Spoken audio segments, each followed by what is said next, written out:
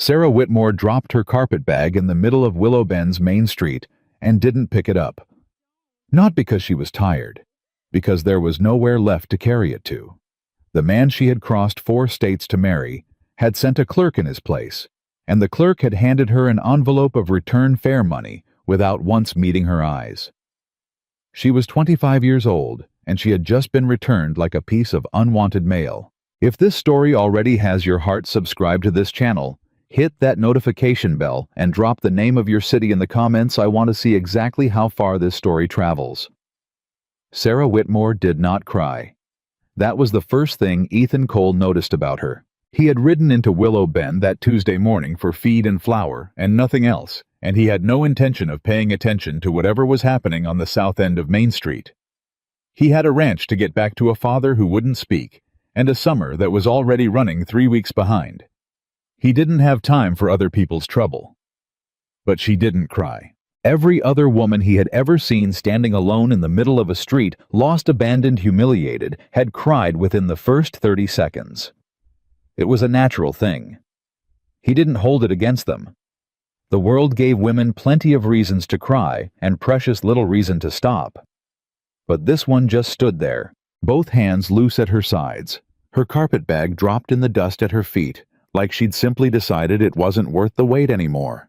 Her chin level, her eyes dark still and absolutely furious, fixed on the envelope in her hand, like she was deciding whether to open it or set it on fire. A clerk from Pike's Mercantile, a thin boy named Gus, who looked like he'd drawn the short straw on an errand he hadn't wanted, was standing 2 feet in front of her, hat in hand, saying something Ethan couldn't hear from across the street.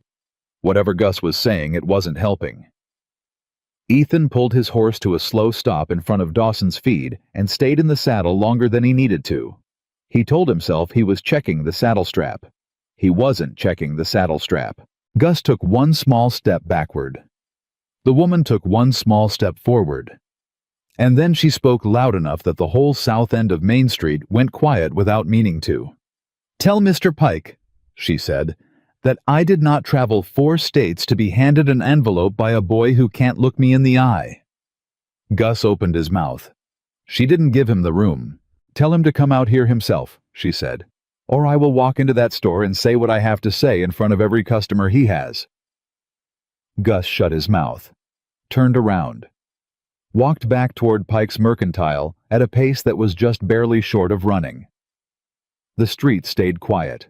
2 women on the opposite boardwalk exchanged a look and found something urgent to do inside the nearest shop.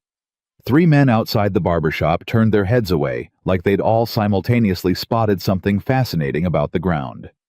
A dog that had been sleeping in the shade under a water trough got up, reconsidered its location, and went somewhere else. The woman reached down, picked up her carpet bag, and waited. Ethan finally climbed down from his horse. Tud. Harold Pike came out of his Mercantile 4 minutes later, and in those 4 minutes, Ethan had managed to tie his horse, collect 1 sack of flour from Dawson's porch, and position himself close enough to the scene to hear everything, without appearing to have any interest in it whatsoever. Pike was 53, wide through the shoulders, with a silver watch chain across his vest that he touched whenever he was about to say something he considered important. He was the kind of man who had never once in his life been told no by anyone who needed something from him, which meant he had a particular way of walking toward problems, slow and deliberate, already composing the expression on his face before he arrived. He stopped 6 feet from her, touched the watch chain. "Miss Whitmore," he said. His voice was pleasant, professionally pleasant. "I apologize for the nature of this communication. I understand it's not the arrival you anticipated." "It's not the arrival we agreed to," Sarah said. "There's a difference." Pike's expression shifted slightly. Not much, just enough to show that he'd registered the correction and chosen not to accept it. "The arrangement," he said carefully, "encountered certain complications." "What complications?" "Financial considerations. On the side of the original proposer. The match." He paused. "The match is no longer viable." Sarah looked at him for a long moment. "The match," she said. "You mean the man. The man is no longer viable." Miss Whitmore. Who was it? Her voice didn't go up. It went flat. You brokered this. You sent the correspondence. You arranged the terms. Who was the man I was supposed to marry, Mr. Pike, and what exactly happened to him? Pike touched the watch chain again. That is not information I'm at liberty to... His name. Silence. A bird called once from somewhere above the street, and then went quiet, as if it too had decided this wasn't its business. Carver? Pike said finally. James Carver. He made certain investments that did not perform as expected. He is no longer in a position to... He went broke, Sarah said. He experienced financial difficulty. He went broke, she said again. Not unkindly, just precisely. And because he went broke, the marriage agreement he entered with my family was canceled, without anyone notifying me, without anyone waiting until I had already traveled 4 states. And you sent a boy to hand me an envelope of return fare on a public street. Pike's mouth tightened at the corners. The return fare is generous, he said. Enough to see you back to, I am not going back. The words landed like something dropped from a height. Pike blinked. Miss Whitmore, I don't think you understand the... I understand perfectly. She opened the envelope, looked at the money inside, closed it again. I understand that I left my home with the expectation of a future, and arrived to find that future had already been sold out from under me without my knowledge or consent. I understand that going back means going back to nothing, because the life I left is already gone. My family made arrangements based on the outcome of this match. Those arrangements cannot simply be unmade. She looked at him steadily. So no, I am not going back. Then what? Pike said slowly, Do you intend to do? That, Sarah said, is my business. She picked up her carpet bag with her left hand, held the envelope in her right, and walked to the opposite side of the street. Ethan stepped back just enough to be out of her direct path, and watched her sit down on the bench outside Dawson's feed with the composed, deliberate posture of a woman who had decided that sitting down was the most powerful thing she could do in that moment. He looked at her for one long second. She looked back at him with eyes that said she had seen every kind of pity her entire life, and didn't want another drop of it. He picked up his flour sack and went inside. He bought his flour. He bought his feed. He had a brief exchange with Roy Dawson about the quality of the current season's oats that lasted approximately 4 minutes longer than it needed to because Roy Dawson had not had an interesting conversation since February and was constitutionally incapable of letting one end naturally. When Ethan came back outside, she was still there. The bench was in the shade, and she was sitting straight-backed in the middle of it, with her carpet bag across her knees and the envelope in her lap, and her eyes fixed on the middle distance, with an expression that was doing a tremendous amount of work to look like it wasn't the expression of someone who had absolutely no idea what to do next. He loaded his horse. He tied the sacks. He checked the straps. He stood there for a moment with one hand on his saddle and looked across the street at nothing. Then he turned around.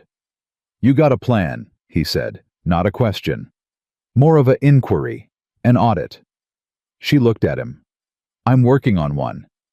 How far along are you? Far enough. He nodded slowly. That was fair. It wasn't his business.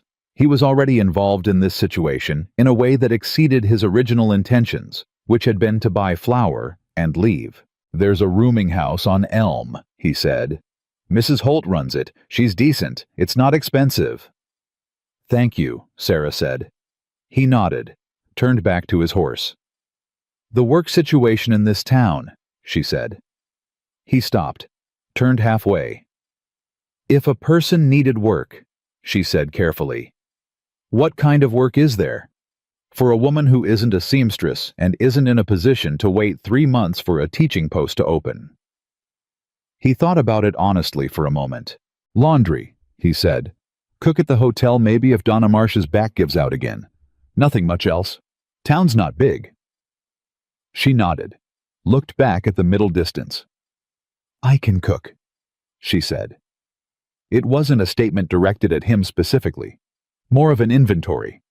something she was adding to a mental list. He stood there one more second than he'd planned to. "My ranch," he said. "Out past Miller Creek. I run cattle. My father—" He stopped, reorganized. "There are two of us, and neither one of us is suited to the domestic side of things. The house has been running rough for a while. I can offer a room, meals included in the wage, and honest work. It's not soft work." She looked at him directly for the first time.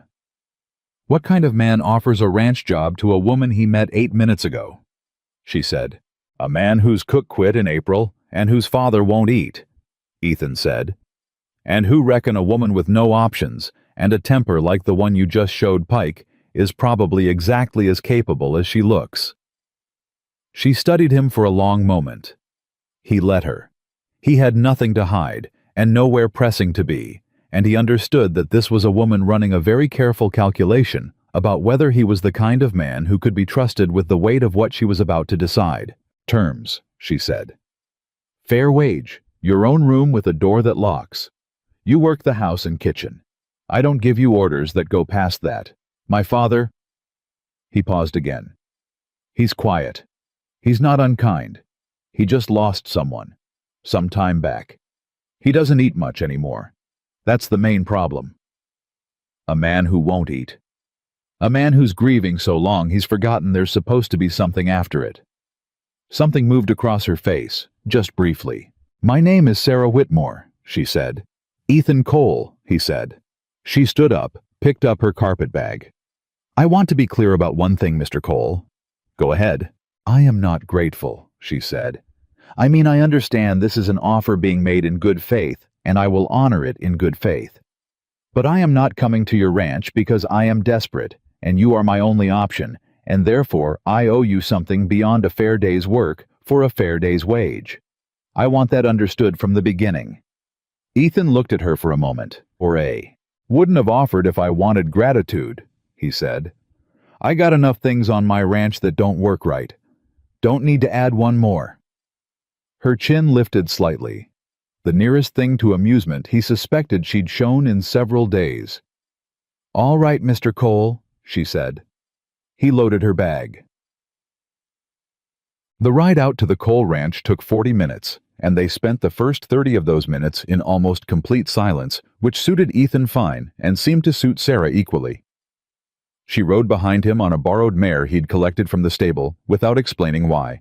And she rode well enough that he didn't have to slow his pace, which was one point in a ledger he hadn't decided he was keeping. At the 20-minute mark, she spoke. "The man you mentioned," she said. "Carver. Did you know him?" "Heard of him," Ethan said. "He came through the valley 2 years back, had plans. Most men with plans like his don't stay." "What kind of plans?" "The kind that need other people's money to get started and don't mention that part until later." She was quiet for a moment. "My brother wrote to me," she said. "Told me Carver was a good man with a good future, that the arrangement was clean and honest, and that I would be well provided for." A beat. "Thomas has always had very confident opinions about things he hasn't investigated closely." Ethan didn't say anything. "I don't regret leaving," she said, and then quieter. "I'm not sure what I left was worth staying for anyway. I thought the going toward would be better than it was." He let that sit without answering it because it didn't need an answer, and because he understood in a way that was too specific to be general what it felt like to be more disappointed by an arrival than by a departure. At the 30-minute mark, he said, "My mother died 6 years ago. My father hasn't spoken more than 50 words since the funeral." She didn't offer condolences. She didn't tell him she was sorry. She just said, "How long since he ate a full meal?" 2 weeks, maybe. I put food in front of him. He takes a few bites. Mostly He stopped.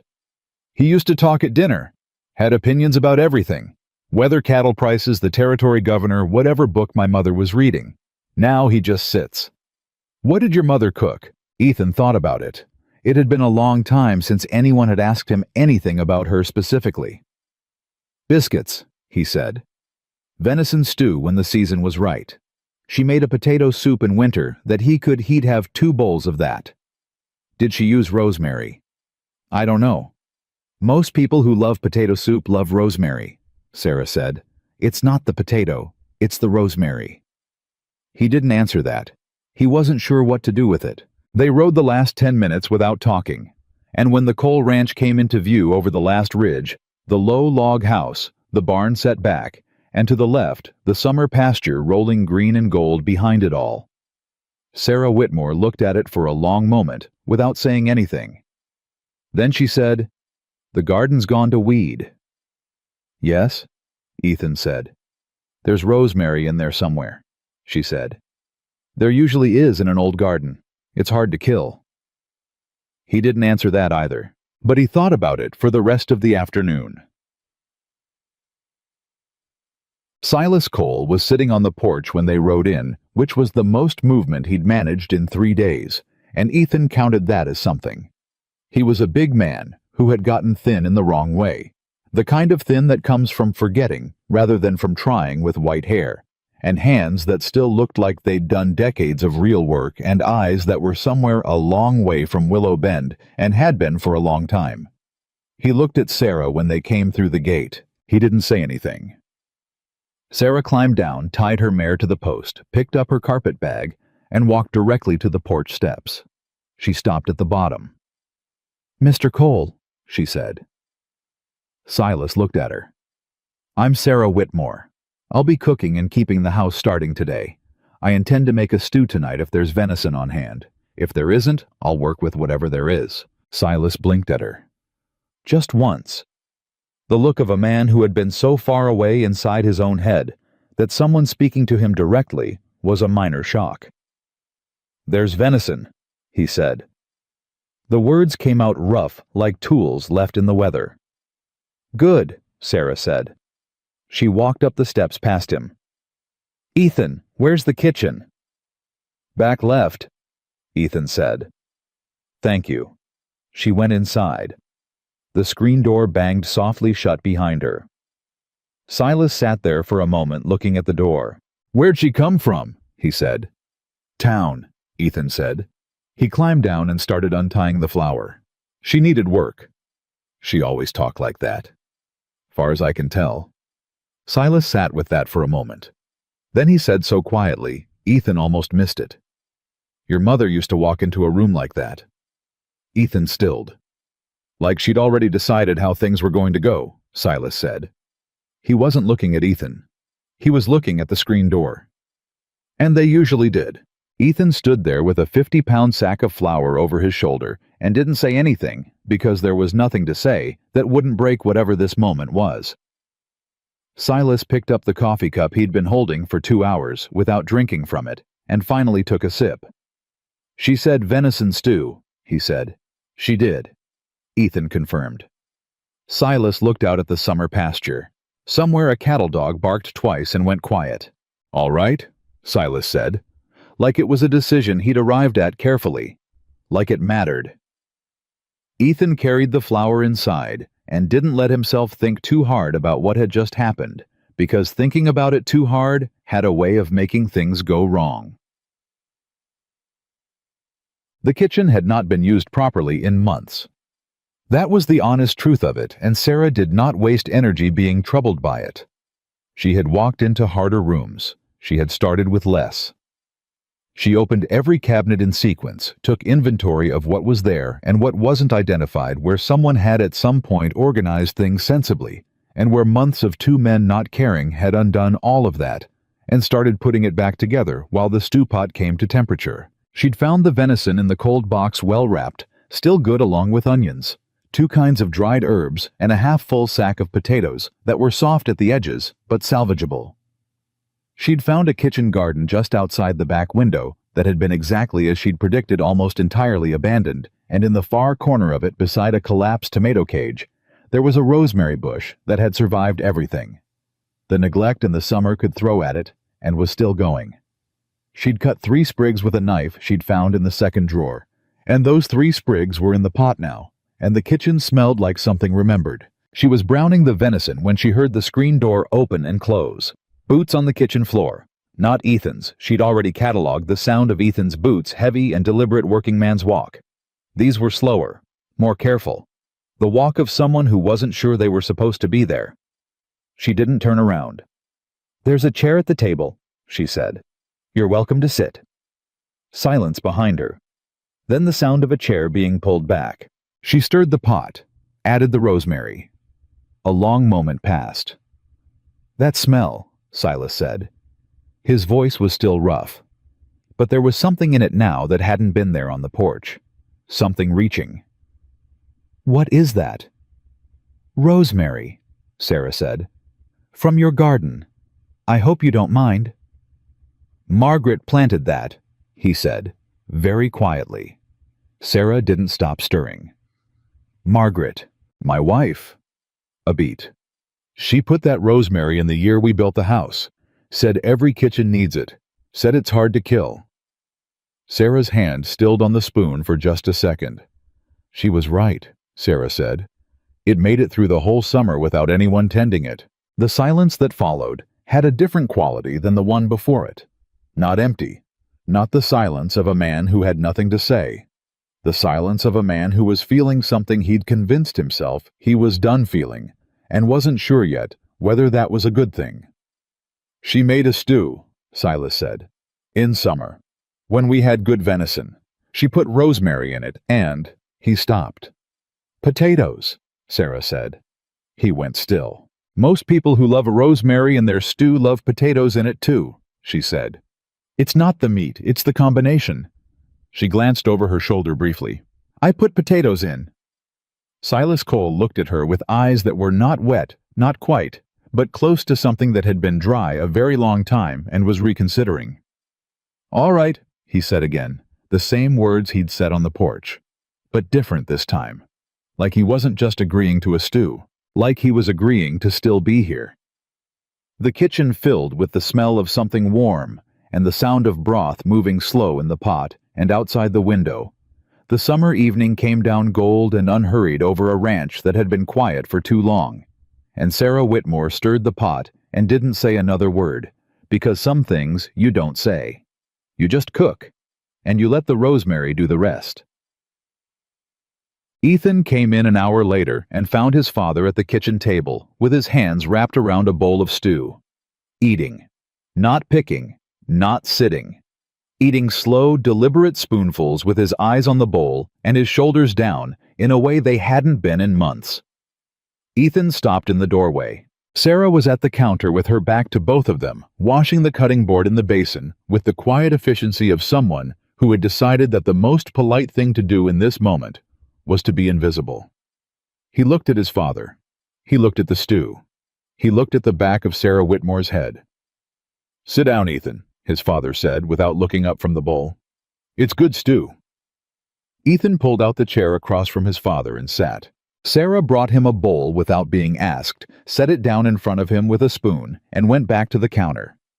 He picked up the spoon. It was, in fact, a very good stew. He ate in silence across from his father, who was also eating in silence, and the kitchen held the three of them in something that wasn't warmth yet, not quite, but was the thing that warmth is made from. The before. The possibility. The moment when an empty house decides to start becoming something else without anyone saying so out loud. He was halfway through the bowl when his father said quietly to the table, "She found Margaret's rosemary." Ethan looked up. Silas wasn't crying. His jaw was set. His hands were steady on the bowl. But his eyes had that far look again, except this time the far place wasn't nothing. It was somewhere specific. Somewhere warm and remembered. "Yeah," Ethan said. "She did." Silas nodded. Went back to eating. Ethan went back to eating. Across the kitchen, Sarah Whitmore dried the cutting board with a cloth and hung it up and said nothing. And the summer dark came down outside the window, and somewhere past the barn, the cattle settled, and the house that had been silent and going hollow for 6 long years held its breath and let it out again. Not as a declaration, not as a resolution, just as a beginning. The kind you don't notice until it's already happened. 3 days passed before anyone in Willow Bend noticed that Sarah Whitmore hadn't left. On the 4th day, they started talking about it. Ethan heard the first whisper at Dawson's feed on Wednesday morning when he rode in for axle grease, and Roy Dawson spent 6 minutes finding something that should have taken 2, filling the silence with commentary about how unusual it was for a woman in Sarah's situation to take up ranch work rather than take the return fare and go home sensibly. Ethan paid for the grease and didn't offer an opinion. He heard the second whisper at the post office, where 2 women he recognized but couldn't name were standing close together near the door, and went quiet when he walked past, in a way that meant they'd been saying something specific about something specific, and had decided he didn't need to hear it. He collected his mail and left. The third wasn't a whisper. Clara Holt, who ran the rooming house on Elm and had opinions about everything that happened within a quarter mile of it, was standing outside her front gate when he rode past and called out to him directly. "Mr. Cole." He slowed, stopped. "Mrs. Holt." "I hear you've taken on the Whitmore woman," she said. Not unkindly, but not gently either. The tone of a woman delivering information she expected him to do something about. "I hired a cook," he said. "Yes." Clara Holt pulled her shawl straighter. "I only mention it because people are going to talk Ethan. A single woman living out at a ranch with 2 men and no chaperone. You know how this town is." "I know how this town is," Ethan agreed. "Thank you, Mrs. Holt." He rode on. He told himself he wasn't angry. He was a little angry. Sarah was in the kitchen garden when he got back, which he'd stopped being surprised by after the second morning. She had taken the collapse of that garden as a personal problem to solve, and she was solving it the way she seemed to solve everything methodically, without commentary at a pace that made it look like she had been doing this specific task her entire life. She'd cleared the dead growth from the first 2 rows. She'd staked the tomatoes. She'd found where the carrots had gone to seed and salvaged what she could and replanted the rest. She was currently crouched over a section of the far corner with a hand fork, and she had dirt on both knees and on her left cheek, and she did not look up when he came through the gate. "Town's talking," he said. "I assumed they would be," she said. She turned a section of soil. "What are they saying?" "That it's irregular. Woman living out here without a chaperone." She moved 6 inches to the left and kept working. "Is that going to be a problem for you?" He thought about that honestly. "Not the way they mean it," he said. "But if it gets loud enough, it makes your situation harder. Makes it harder for you to—" He stopped. "To do what exactly?" She sat back on her heels and looked up at him for the first time. "I have no situation in this town to protect Ethan. I arrived here with one future, and that future was canceled without my knowledge. I don't have a reputation here. I don't have relationships here. I don't have anything here that town gossip can damage." She stood up, brushed dirt from her knees. "What I have is a job that pays an honest wage and a room with a door that locks. That is considerably more than I had 4 days ago." He looked at her for a moment. "You're not worried about it at all," he said. "I'm worried about plenty of things," she said. "That isn't one of them." She picked up the hand fork. "Your father ate breakfast this morning." The subject change was so clean it took him a second to catch up. "Both biscuits?" he asked. "Both biscuits and a cup of coffee that he finished," she said. He talked for approximately 4 minutes about cattle prices in the fall market and then stopped because he remembered he wasn't supposed to be talking and went back to the porch. She said it without a trace of sentimentality, just as information, just as a fact she was reporting accurately. "But 4 minutes is 4 minutes." "It is," Ethan said. She went back to the garden. He stood there for another moment, looking at the row she'd cleared the staked tomatoes, the salvaged carrots, the rosemary bush in the corner that stood there like it had won something. "Thank you," he said. "Not for the garden specifically. Not for the breakfast specifically." She knew what he meant and didn't make him explain it. "Honest wage," she said. "Honest work." He went to the barn. What? The letter came on Friday. Ethan was the one who picked up the post that week, and he almost didn't notice it. It was tucked between a supply invoice and a notice from the Territorial Land Office, a plain envelope with Sarah Whitmore written on the front in handwriting that was slightly too careful, the handwriting of someone who wrote slowly and meant every word. The return address was Colorado. He brought it in and set it on the kitchen table without saying anything about it. And Sarah saw it the moment she came in from hanging the wash, and she stopped. Just stopped.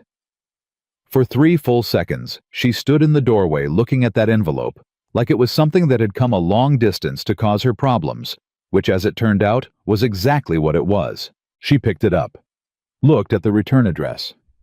Something moved across her face that Ethan couldn't name. Not fear, not exactly. More like the expression of someone who had thought they'd gotten a certain amount of distance behind them, and was now being informed they hadn't gotten as much as they'd believed. She sat down at the table. She opened the envelope. Ethan was at the stove, not looking at her, doing something unnecessary with the coffee pot that gave him a reason to be in the room without appearing to pay attention. The kitchen was very quiet. After a moment, Sarah said, "It's from my brother Thomas." He didn't turn around. "The one who told you Carver was a good man?" "Yes." A pause. "He wants me to come home," she said. Her voice was even, controlled.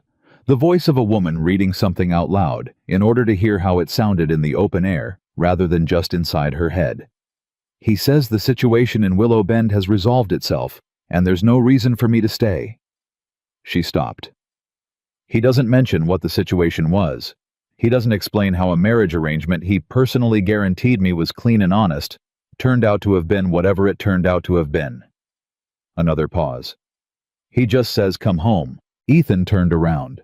She was looking at the letter with the same expression she'd had looking at Harold Pike's envelope in the middle of Main Street. Not broken, not crushed, but furious in the quiet, contained way of someone who has been furious before and learned that the loud kind doesn't get you anywhere. "Are you going to?" he said. She folded the letter, set it down. "No." "What will you tell him?" She looked up at him. "The truth," she said. "That I have work, that I'm staying." She picked the letter up again and looked at it one more time, at the careful handwriting, the controlled sentences, the complete absence of apology. "Thomas has always been better at telling me what to do than at telling me why, or at telling me the truth about things." She set it down again. "I'll write back tonight." "All right," Ethan said. He turned back to the coffee pot. "Ethan." He stopped. "Did you know," she said, "when you offered me the job, that I had no way to verify anything you told me, that I was taking your word entirely?" He turned halfway. "Yes," he said. "I knew that." "Did that bother you?" "Yes," he said. "Which is why I told you the truth." She looked at him for a long moment. "I know," she said. "That's why I said yes." She got up and went to the writing desk in the parlor, and Ethan stood in the kitchen and listened to the quiet sound of her getting out paper and thought about trust and what it cost and what it built, and said none of it to anyone. The second week settled into something that had the beginning shape of a routine. Sarah rose before dawn. By the time Ethan came in from the early check on the cattle, coffee was made, and the kitchen was already doing the work of the day. She cooked breakfast with the focused efficiency of someone who had long ago decided that the best way to do a thing was to do it completely and without wasted motion. Eggs, biscuits, salt pork when there was any cornbread on the days she'd decided on cornbread, and always the coffee ready and hot. Silas had started coming to the kitchen table for breakfast. Not every morning. 4 out of 7 the first week. 5 out of 7 the second. He came in quietly, sat in the same chair, wrapped his hands around his cup, and sometimes spoke and sometimes didn't. And Sarah met him exactly where he was every single time, talking, when he talked quiet. When he was quiet, never pushing, never retreating. Ethan watched this from across the table and understood that he was observing a skill he didn't have a name for. Not kindness exactly. Something more precise than kindness. the ability to be present without demanding that the other person perform their presence back at you. On Tuesday of the second week, Silas said, "You ever work a ranch before?" Sarah said, "No, but I learned from a woman who did." "Who was that?" "A neighbor back home, Mrs. Calder. She ran 100 acres on her own for 11 years after her husband died. She said the secret to keeping anything alive was to pay attention to what it was telling you instead of what you thought it should be doing." Silas was quiet for a moment. "That's a good neighbor to have had." Sarah said, "She taught me to cook too. Said a woman who couldn't feed people properly was just one problem away from not being able to help anyone, including herself." Silas made a sound that was almost a laugh. Not quite, but the shape of one. Ethan looked at his biscuit and felt something complicated happening in his chest that he decided not to investigate. On Wednesday, he came in from the north pasture at noon to find Sarah at the kitchen table with 2 letters in front of her and a look on her face that had nothing to do with cooking or gardening or anything else that had characterized her expression for the past 10 days. She was pale, not sick pale, angry pale, the kind of pale that comes when something inside is running so hot the surface cools. "What happened?" he said. She looked up. "Sit down." He sat. She pushed one of the letters across the table toward him. "This came this morning, from Thomas." He looked at it, the same careful handwriting. A shorter letter this time. He read it, then he read it again.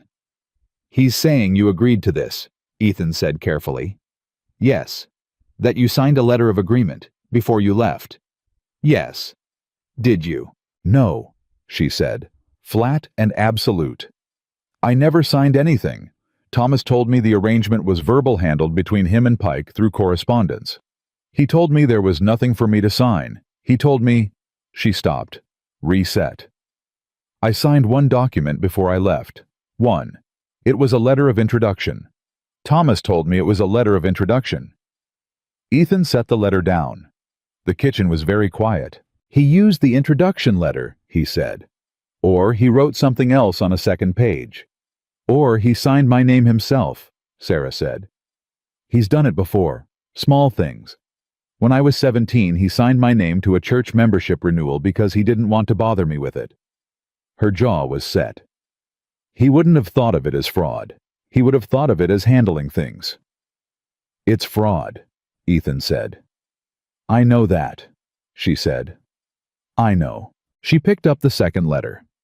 "This one is from Harold Pike. It arrived in the same post. He is informing me that the original marriage arrangement included a financial incentive paid to my family in advance, and that since the arrangement failed to reach completion, that payment is now considered a debt."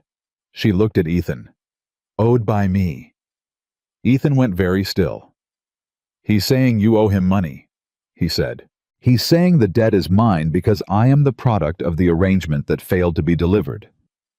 Her voice was precise and cold. "He is saying I owe him $240. The number sat between them on the table, like something that had come to break something else. $240. A year's wage for a working man. More than a year's wage for most women. "He can't enforce that," Ethan said. "Not legally?" Sarah said. "No.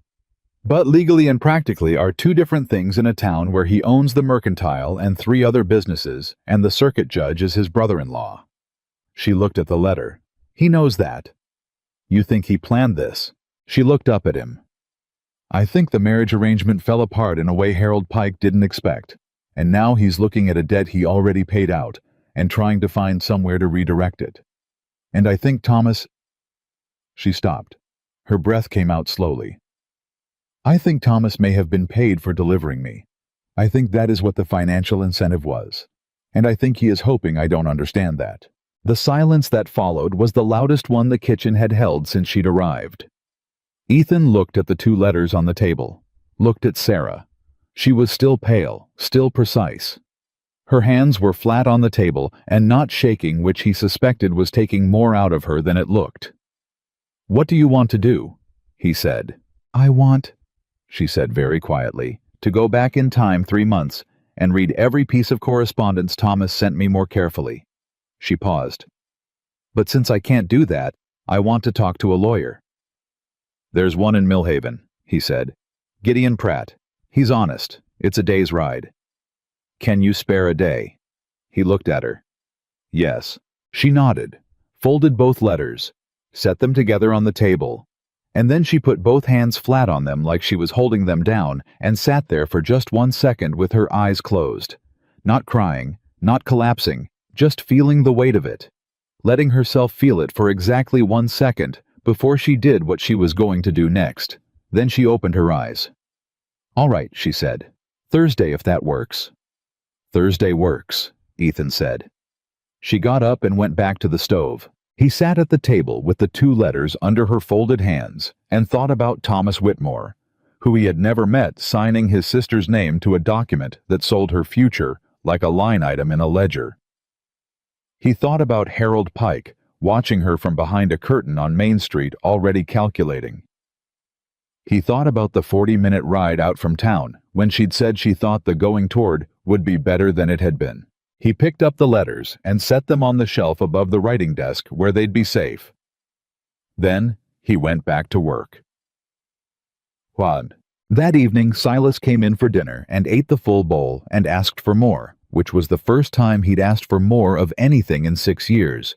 And Sarah gave it to him without comment, and Ethan watched his father eat and tried to hold both things at once, the warmth of that and the cold of the letters on the shelf, without letting either one cancel the other. After dinner, Silas stayed at the table longer than usual. Sarah was washing up. Ethan was at the far end of the table with the week's accounts, not really doing them. "Something happened today," Silas said. Not a question. "Yes," Sarah said. She didn't stop washing. "You don't have to tell me," he said. "I'm a man who has spent 6 years minding his own business. I know how it's done." "People from my old life are trying to collect a debt I don't owe," Sarah said. "I'm going to talk to a lawyer Thursday." Silas was quiet for a moment. "Pike," he said. Both Ethan and Sarah looked at him. "He had that watch chain business when my wife was alive too," Silas said. "Every time he was about to say something dishonest, he'd touch it, like a tell in cards." He looked at Sarah steadily. "Whatever he says you signed, you'll want to see the original document. Not a copy. The original. Because Pike has been known to make adjustments." Sarah set down the dish she was washing. "You know this," she said. "I know he tried to buy the south end of Miller Creek from the Hadley family 10 years ago, using a deed that didn't match the one they'd been given," Silas said. "Territorial Circuit Court threw it out. He lost the land." He looked at his hands. "He doesn't lose things well." "No," Sarah said. "I don't imagine he does." "Gideon Pratt in Millhaven," Silas said.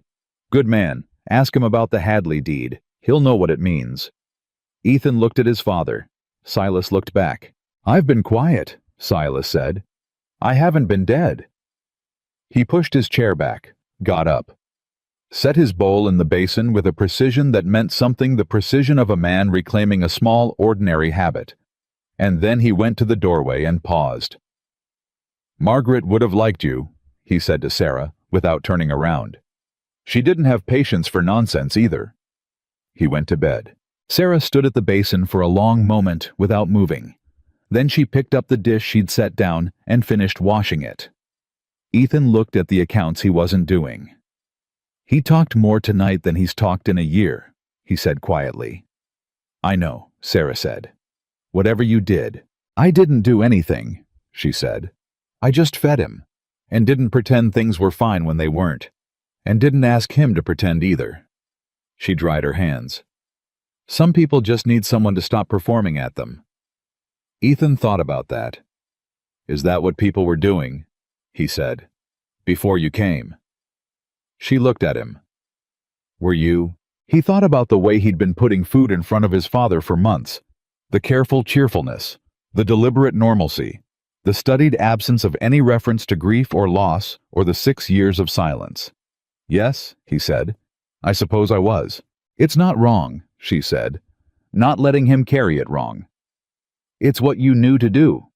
It's what most people know to do. She hung the dish towel. But some people, especially people who've been carrying something very heavy for a very long time, they need someone to just sit down next to the weight, not try to lift it, not pretend it isn't there, just... She paused. Sit next to it. Be near it. Make it less lonely. The kitchen was quiet. You've done that before, he said. For someone. She picked up the lamp from the counter and looked at him. In the lamplight, her face was tired and honest, and something else he didn't have a name for. Yes, she said. My mother. For the last 2 years of her life. She paused. It's the reason Thomas was so sure I'd go wherever he pointed. He knew I'd been alone with it for a long time, and he knew I was ready to go somewhere new. A beat. He just decided where new was going to be without asking me. She took the lamp and went down the hall to her room. The door closed. Ethan sat alone in the kitchen for a long time. He thought about a woman who had sat next to grief for 2 years and then been pointed like an arrow toward a future that turned out to be a transaction.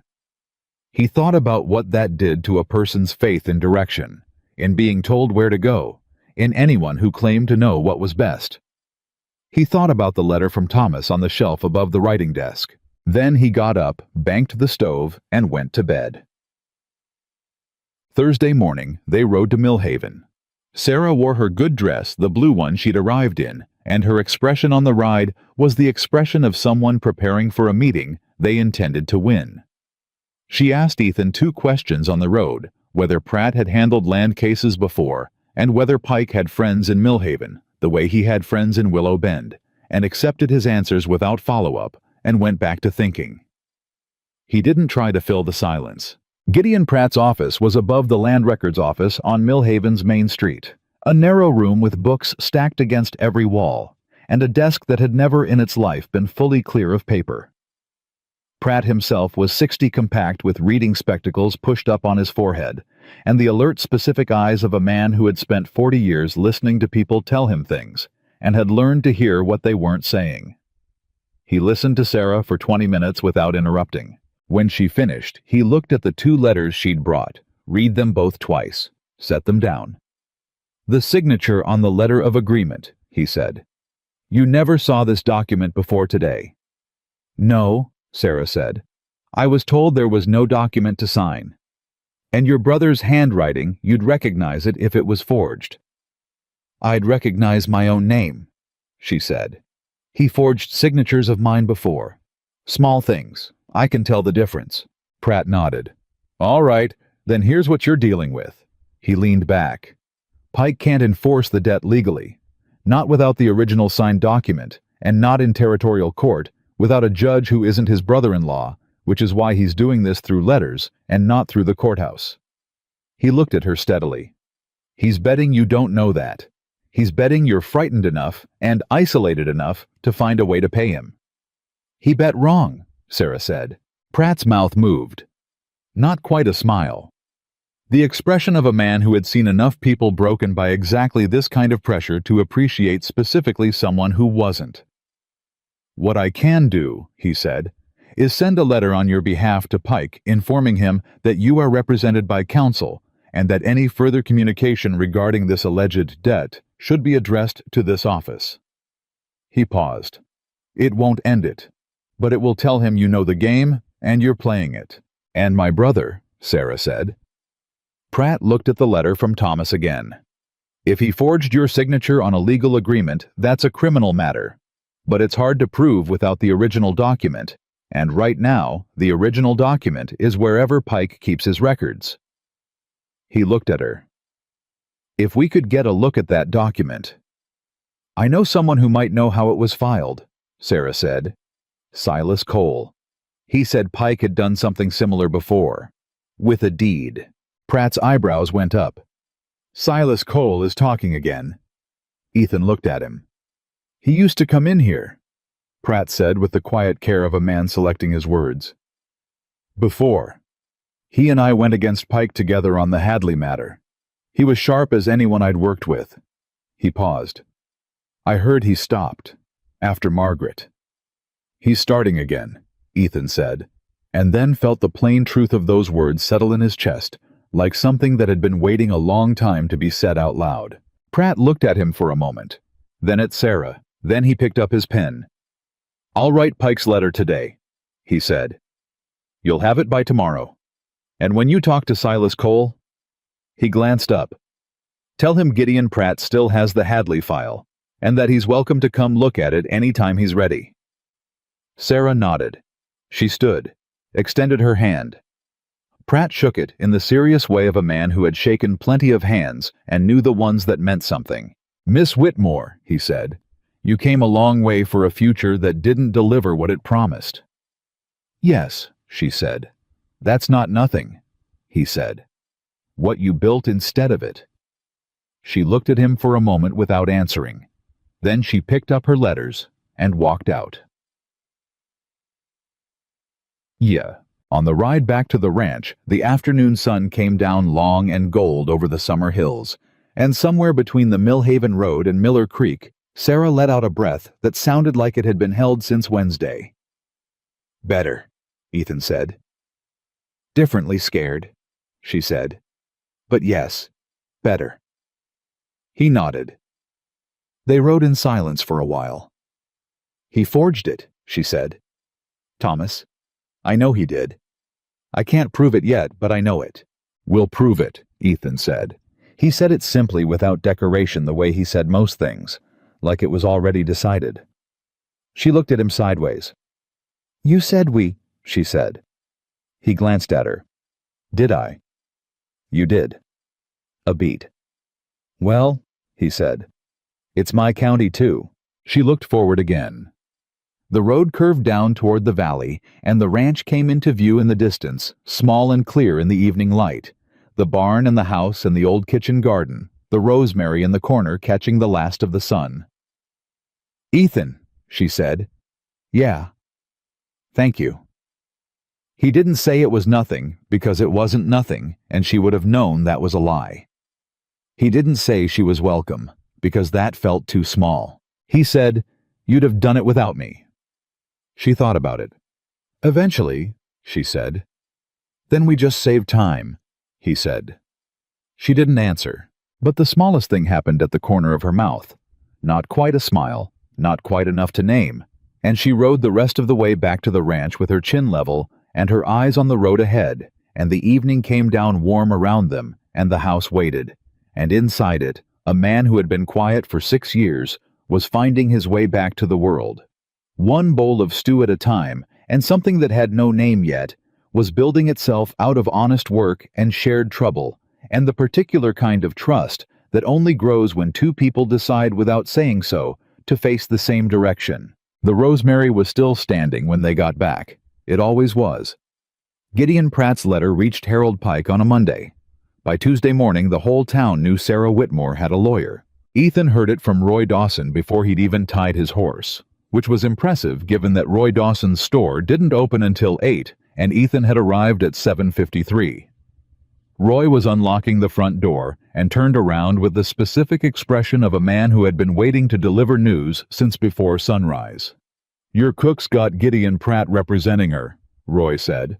"She does," Ethan said. Roy blinked. He'd clearly expected surprise. "You knew. I rode with her to Millhaven," Ethan said. "You need help with that lock."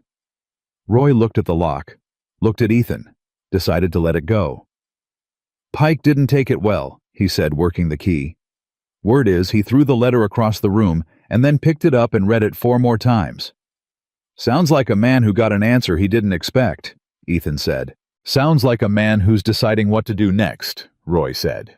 And the way he said it didn't have the quality of gossip.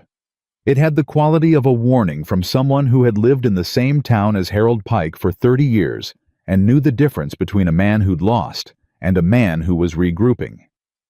Ethan bought his supplies and thought about that the whole ride home. He didn't tell Sarah what Roy had said not right away, because she was elbow-deep in the process of putting up preserves with the summer fruit she'd found going soft in the cold box, and because the concentration on her face told him she was already working through something in her head that didn't need interruption. He put away the supplies, checked the fence on the east pasture, came back in for the noon meal. She put a plate in front of him and sat down across the table with her own and said without preamble, "Pike is going to come at this from another direction." He looked up. "He's too careful to keep pushing a legal claim he can't enforce," she said. "Pratt's letter told him I understand the law well enough to know he has no standing, so he'll stop using the law." She ate a bite, thought. "He'll use the town instead." "The town," Ethan said. "Reputation, rumor, the kind of pressure that doesn't show up in a courthouse." She looked at him steadily. "He'll make it so uncomfortable for me to be here that leaving starts to look easier than staying. Not because he can force me out, because he can make everyone around me decide I'm more trouble than I'm worth." Ethan set down his fork. "He'd have to start with me." "Yes," she said. "He would." She met his eyes. "I want you to know that if that happens, if he comes at you through me, you have every right to make the decision that's best for this ranch and your father. I will not hold it against you." The kitchen was quiet for a moment. "Sarah," he said. "I mean it." "I know you mean it," he said. "I'm telling you it doesn't apply." She looked at him for a long time with the expression of a woman running a careful assessment of whether the words she'd just heard meant what they sounded like. "Why?" she said. He picked up his fork. "Because you're right about Pike. And because a man who backs down when a bully repositions himself has already lost before the next move." He ate. "And because my father asked for you by name this morning, before he'd even had his coffee. Said, 'Is Sarah up yet?' Like it was a thing he'd been thinking about." He looked at her. "He hasn't asked for anyone by name in 6 years." Sarah's hands went still on the table. "He said my name," she said. "He did." She picked up her fork. She didn't say anything else. But something in the set of her shoulders changed a fraction barely visible, like a wall that had been holding something back had decided it could afford to be slightly less thick. They finished the meal without talking, and it was the most comfortable silence Ethan had sat in for longer than he could clearly remember. That afternoon, Silas Cole asked to see the letters. He came into the kitchen while Sarah was mixing dough for the next morning's bread, and he stood in the doorway for a moment with his hands in his pockets, and his expression carrying the particular mix of uncertainty and determination of a man doing something unfamiliar after a long time of doing nothing. "The letters," he said, "from Pike and from your brother. I'd like to read them if you're willing." Sarah looked at him. Flour on her hands, dough in the bowl, nothing performing in her face. "Why?" she said. "Because I may know something useful," he said, "and because I've been absent. Too long, from things that matter." He looked at her directly, the look of a man who had thought carefully about what he was saying before he said it. "I'd like to be useful again if there's still room for it." Sarah looked at him for a moment longer. Then she washed her hands, dried them, and went to the shelf and got the letters and brought them to the table. Silas sat down. He read them slowly. Both of them twice the same way Pratt had. He set them down and sat looking at the table for a minute without speaking. "The signature," he said finally. "On the letter of agreement. You never signed anything like this." "No." "And your brother's name is Thomas Whitmore, of this address in Colorado." "Yes." Silas tapped the letter from Pike. "Harold Pike didn't write this letter," he said. "Not the language of it. He has a clerk named Vickers, who writes his legal correspondence for him, because Pike's own writing is barely literate and he knows it." He looked up. "Vickers has a specific way of phrasing financial obligation. He always writes the debt is considered settled upon full remittance rather than the debt is payable. It's a habit. I noticed it in the Hadley deed." He looked at the letter. "This letter uses that phrasing in the second paragraph." Sarah pulled the letter across and looked at the second paragraph. She looked up at Silas. "That means Pike had this drafted by the same man who drafted the Hadley deed." "It means Vickers wrote it," Silas said. "Which means it's a formal document, not a personal letter. Which means Pike filed a copy somewhere." He paused. "And Gideon Pratt will know exactly where to find it." Sarah sat back in her chair. "You knew all of this," she said. "About Vickers." About the phrasing. I knew it 10 years ago, Silas said. I've been sitting on it since then because there was nothing in my life it was relevant to. He looked at his hands. There is now. Ethan, who had been leaning against the doorframe listening since the third sentence, straightened up. Dad, he said. Silas looked at him. You want to ride to Millhaven? A pause. A long one. The kind that had weight in it. I think, Silas said slowly, that I do. They rode to Millhaven the next morning, all three of them, which was not a thing Ethan had anticipated when he'd woken up that day. Silas hadn't ridden anywhere in a year and a half, and the act of him saddling his own horse carefully, methodically, hands that still knew the work, even when the rest of him had forgotten the will for it, was the kind of thing Ethan had to look away from twice, because it was doing something to his chest that he wasn't prepared to manage in public. Sarah rode between them on the Millhaven road, and didn't comment on any of it, which was exactly right. Gideon Pratt came out from behind his desk when Silas Cole walked through the door. He extended his hand. Silas shook it. The two men looked at each other with the look of people who had worked through something difficult together once, and recognized in each other the shared understanding of what that had cost. Silas, Pratt said. Gideon, Silas said. I hear you still have the Hadley file. I do. Then we need to talk about Vickers. Pratt looked at Sarah, looked at Ethan, looked back at Silas. And something in his expression shifted the precise professional neutrality of a working lawyer, giving way just briefly to something more human. Relief, maybe. Or the particular feeling of seeing a man come back from somewhere very far away. Sit down, he said. All of you. For the next 2 hours, Gideon Pratt's office became something Ethan hadn't expected it to become, a planning room. Silas talked about Vickers, about the phrasing pattern, about the Hadley deed, and the specific way the language had been constructed to look legal while obscuring the actual terms. Pratt pulled the Hadley file, and they laid it beside Pike's letter to Sarah, and the similarities were not subtle. Pratt made notes, asked questions, made more notes. Sarah sat through all of it with perfect attention, asking 3 questions that were so precisely targeted to the center of the matter that Pratt stopped after the third one and looked at her over his spectacles. Where did you study? He said. I didn't, she said. My mother was ill for 2 years before she died. I handled her affairs for her. Letters, contracts, anything in writing. I learned to read carefully. Pratt looked at her for a moment. That's a hard way to get an education. Yes, she said. But it's a thorough one. He went back to his notes.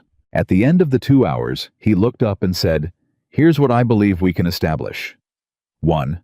The letter of agreement bears a signature that can be challenged as forged based on the circumstances of your departure and the lack of any other signed documentation. 2. The language of Pike's debt claim matches a document pattern I can demonstrate has been used fraudulently in this county before. 3. If Thomas Whitmore received payment from Pike as part of this arrangement, that constitutes a contract for the exchange of a person which is not legal in this territory, regardless of how it's papered over. He set down his pen. What I need is the original document, not a copy. Pike will have it filed somewhere. Vickers files everything. Where does Vickers file things? Sarah said. Pratt and Silas looked at each other. He keeps a secondary record office, Silas said. Above the feed warehouse on the south end of Willow Bend. Pike doesn't advertise it, but I know it exists because Margaret once helped Evelyn Vickers with her garden for a summer, and Evelyn talked. Can we get to it? Sarah said. Not without cause, Pratt said. Not legally. He paused. But if someone were to file a formal records request through the territorial office in the next week, Pike would be legally obligated to produce any documents relevant to a contract dispute within 30 days. He looked at them. He'd produce copies, but copies compared against each other and compared against the Hadley precedent tell their own story. Do it, Sarah said. Pratt nodded. I'll file Monday. They stood to leave. Silas was the last one up. He shook Pratt's hand again at the door and held it a moment longer than the first time. "I'm sorry I stayed away so long," Silas said. Pratt looked at him. "You're here now," he said, simple and direct and absolutely sufficient. Silas nodded, let go of his hand, walked out. Ethan followed and didn't say anything because there was nothing that needed saying, and some things you just let be what they are. Time. The ride back was longer than the ride there, the way all return journeys carry more weight than the departure. Silas rode slightly ahead, and Ethan noticed that his father's back was straight in the saddle, in a way it hadn't been in years. Not rigid, not performed, but the natural posture of a man who was carrying himself again, instead of just being carried forward by habit. Sarah rode beside Ethan and watched Silas for a moment, and then looked at Ethan with eyes that said she saw it too, and they didn't discuss it because it was the kind of thing that discussing might damage. About halfway back, with the afternoon sun dropping behind the western ridge and the road going gold and quiet, Sarah said, "Pike is going to find out about the records request." "Before 30 days, Ethan said. "Before 2 weeks probably," she said. "He has people who tell him things, the same way everyone in Willow Bend told each other about Pratt's letter inside a day. So he'll move before we do." "He'll try to," she said. "He'll try to discredit the claim before it gets to the record stage. Go after my character, my story, the circumstances of my arriving here." She paused.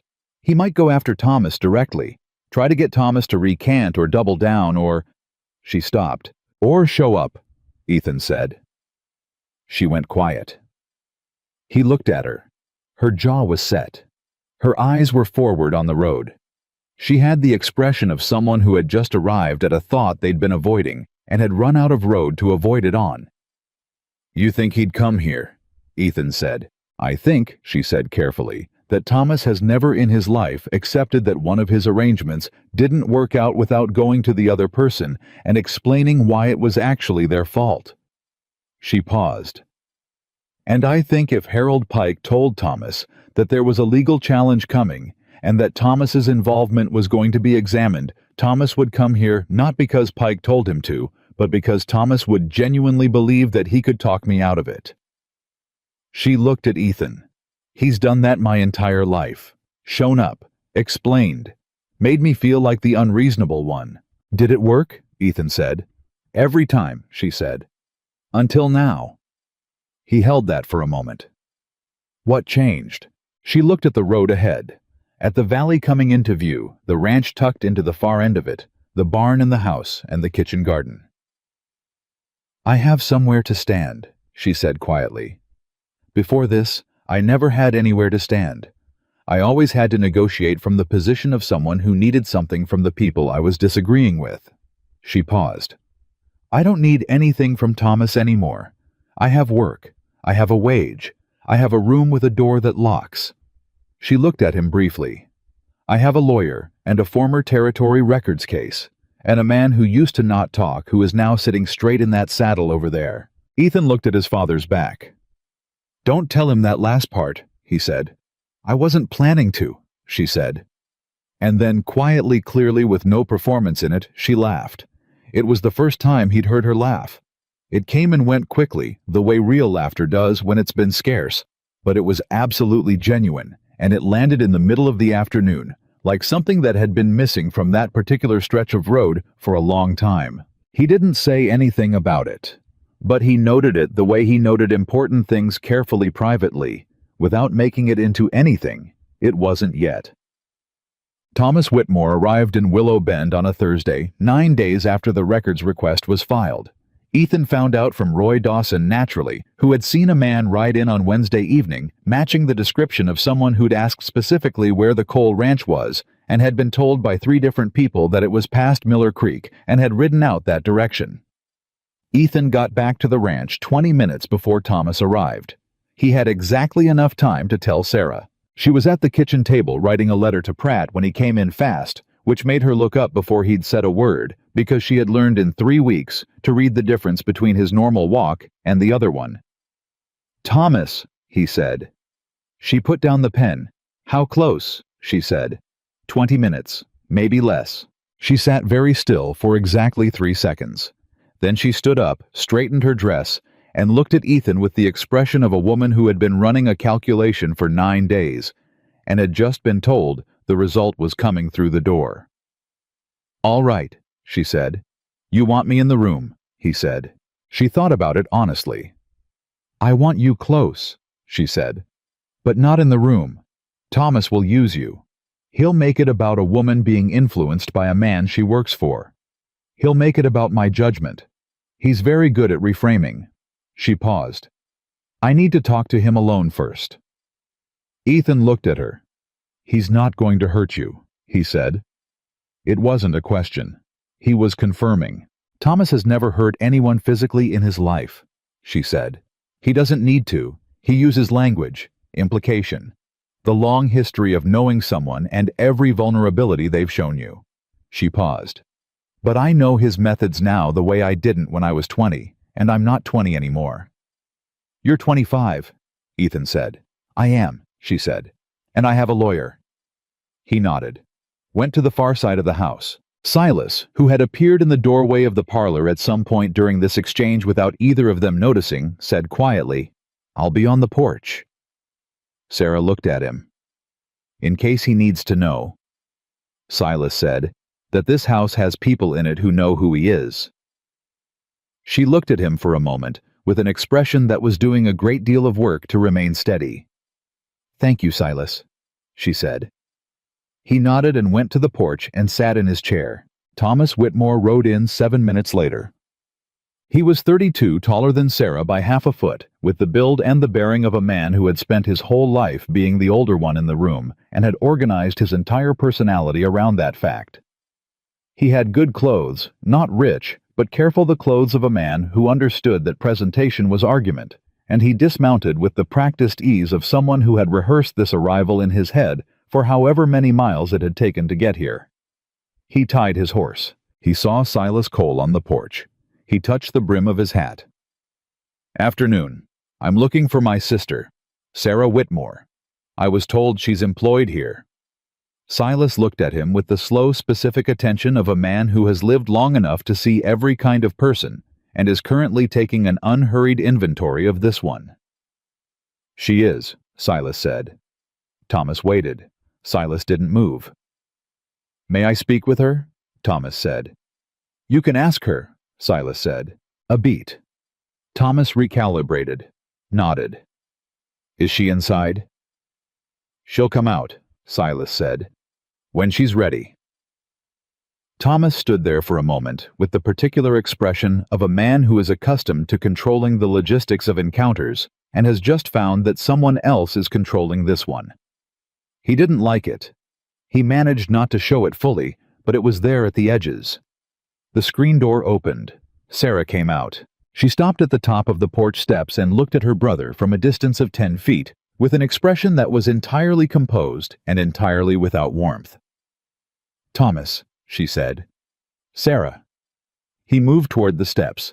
"You look well. I'm glad." He stopped at the bottom of the steps, looked up at her. The position made him look at her from below, which she had almost certainly calculated. "I've been worried about you." "I'm sure you have," she said. "What are you doing here?" He spread his hands slightly, the gesture of a man presenting his own reasonableness. "I came because I'm your brother Sarah, because the situation has gotten complicated, and I thought it would be better to talk in person than to go back and forth through letters and lawyers." "Through lawyers," she said. "It doesn't have to be like this." "You signed my name," she said. The porch went silent. Thomas's face didn't change. Not obviously. But something in the steadiness of it became slightly more deliberate. The look of a man who had prepared for this specific sentence and was deploying his prepared response. "I acted in your interest," he said. "The way I always have." "You signed my name," she said again. Slower. "To a legal agreement. That committed me to a marriage arrangement in exchange for money paid to our family. Without telling me. The arrangement was, Thomas?"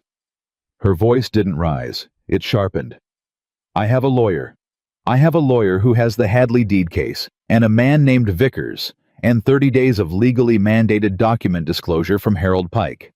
I know what you did. I know how you did it. I know how much money changed hands." A pause. "The only thing I don't know yet is whether you understood what you were doing or whether you convinced yourself it was for my benefit." Thomas stood at the bottom of the steps with a face that was working very hard. "You were unhappy," he said. "Back home, after Mother died, you were lost, Sarah. You needed a direction. So you sold me one. I found you an opportunity. You signed a contract," she said, "that treated me as a commodity. You received payment for delivering me to a man you had done minimal investigation of. And when that man's finances collapsed, you wrote me a letter telling me to come home and made no mention of your role in any of it." She looked at him with the steady, clear eyes of a woman who has stopped being surprised. "That is what happened, Thomas.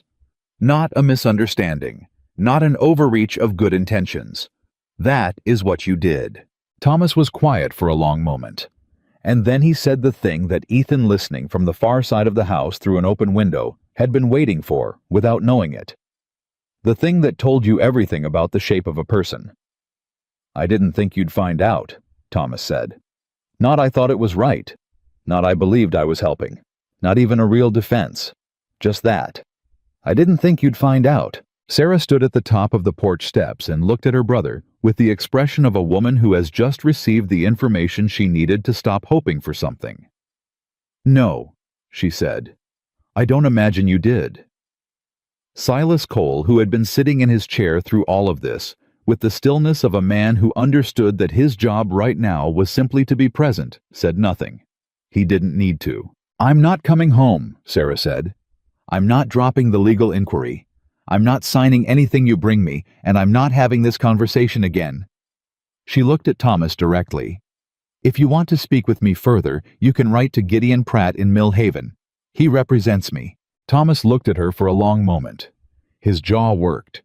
He was recalculating. She could see him doing it, looking for the angle, the approach, the arrangement of words that would get him back to the version of events where he was reasonable and she was being difficult. He didn't find it. "You've changed," he said. There was something in it that wasn't entirely accusation. There was buried under the defensiveness and the defeat a trace of something that might have been recognition. "Yes," Sarah said. "I have." He stood there one more second. Then he untied his horse. He didn't say goodbye. He rode out the way he'd come. Sarah stood at the top of the porch steps and watched him go until the road curved and he disappeared, and the summer afternoon settled back over the ranch the way it always did. Unhurried, indifferent to human drama, heat and birdsong, and the distant sound of cattle, and the smell of the kitchen garden warm in the sun. Then her shoulders came down. Just slightly, just enough. Silas said without looking up from his hands, "You held your ground." "Yes," she said. "It gets easier," he said. "The second time." She looked at him. "Did it take you long? The second time?" He considered it honestly. 6 years, he said. "But I had worse reasons than you for waiting." She sat down in the empty chair beside him. Not Ethan's chair, not a chair she'd claimed before, but the one on the other side, the one that had been empty for 6 years, and they sat together on the porch in the afternoon light without talking. The old man and the young woman, both of them on the other side of something. Ethan came around the corner of the house 5 minutes later and stopped. His father and Sarah were sitting on the porch, side by side, not speaking, looking out at the summer pasture with the particular piece of people who have just survived something and are allowing themselves to notice it. His father looked up. "She told him," Silas said, simply. "I heard," Ethan said. Silas nodded, looked back at the pasture. "Good stew tonight," he said. "If there's any venison left." "There's venison," Sarah said. "Good," Silas said. Ethan leaned against the porch post and looked out at the same pasture his father was looking at, and didn't say anything because he was doing something he wasn't supposed to be doing, which was feeling something he didn't have a word for yet. Watching these two people sit in the chairs that had been empty on his porch for longer than he could account for. He told himself he'd deal with that later. He had cattle to check. He was still standing there 20 minutes later when the evening started to come down, and the kitchen smelled of venison and rosemary. And somewhere across the valley, a hawk turned once against the last of the light and was gone. And for the first time in a very long time, the Cole Ranch felt like something other than a place where a man lived with what he'd lost. It felt quietly and without announcement, like a place where something was being built. He didn't say that out loud, but Silas, who had been watching his son's face for the last 5 minutes, with the patient attention of a father who had more practice than his son realized, picked up his coffee cup and said to the middle distance, to no one in particular, "Your mother always said the best things come when you stop looking for them." He got up, went inside. Sarah looked at Ethan. Ethan looked at the pasture. "He's right, you know," she said quietly. "About what specifically?" Ethan said. She stood up and brushed off her dress and headed for the door. "I'll start the stew," she said, and she went inside. And Ethan stood on the porch for one more moment in the summer evening with his hand on the post and the warm air around him and the strange, unguarded feeling of a man who had not been looking for anything and had found something anyway. Thomas Whitmore didn't go home. Ethan found that out on Friday morning when he rode into Willow Bend for salt and came back with the information that Thomas had taken a room at the hotel on 2nd Street and had been seen the previous evening eating dinner with Harold Pike. He told Sarah at noon. She set down her coffee cup with a precision that meant she was controlling her hands. "How long?" she said. Roy didn't know when he arrived at Pike's, just that they were there together for 2 hours. She was quiet for a moment. "He's going to help Pike build the case," she said. "Thomas, he's going to give Pike whatever he needs to make the document look legitimate. Testimony, details, whatever version of events makes my signature look real." "He'd testify against you," Ethan said. "He'd testify in favor of himself," she said.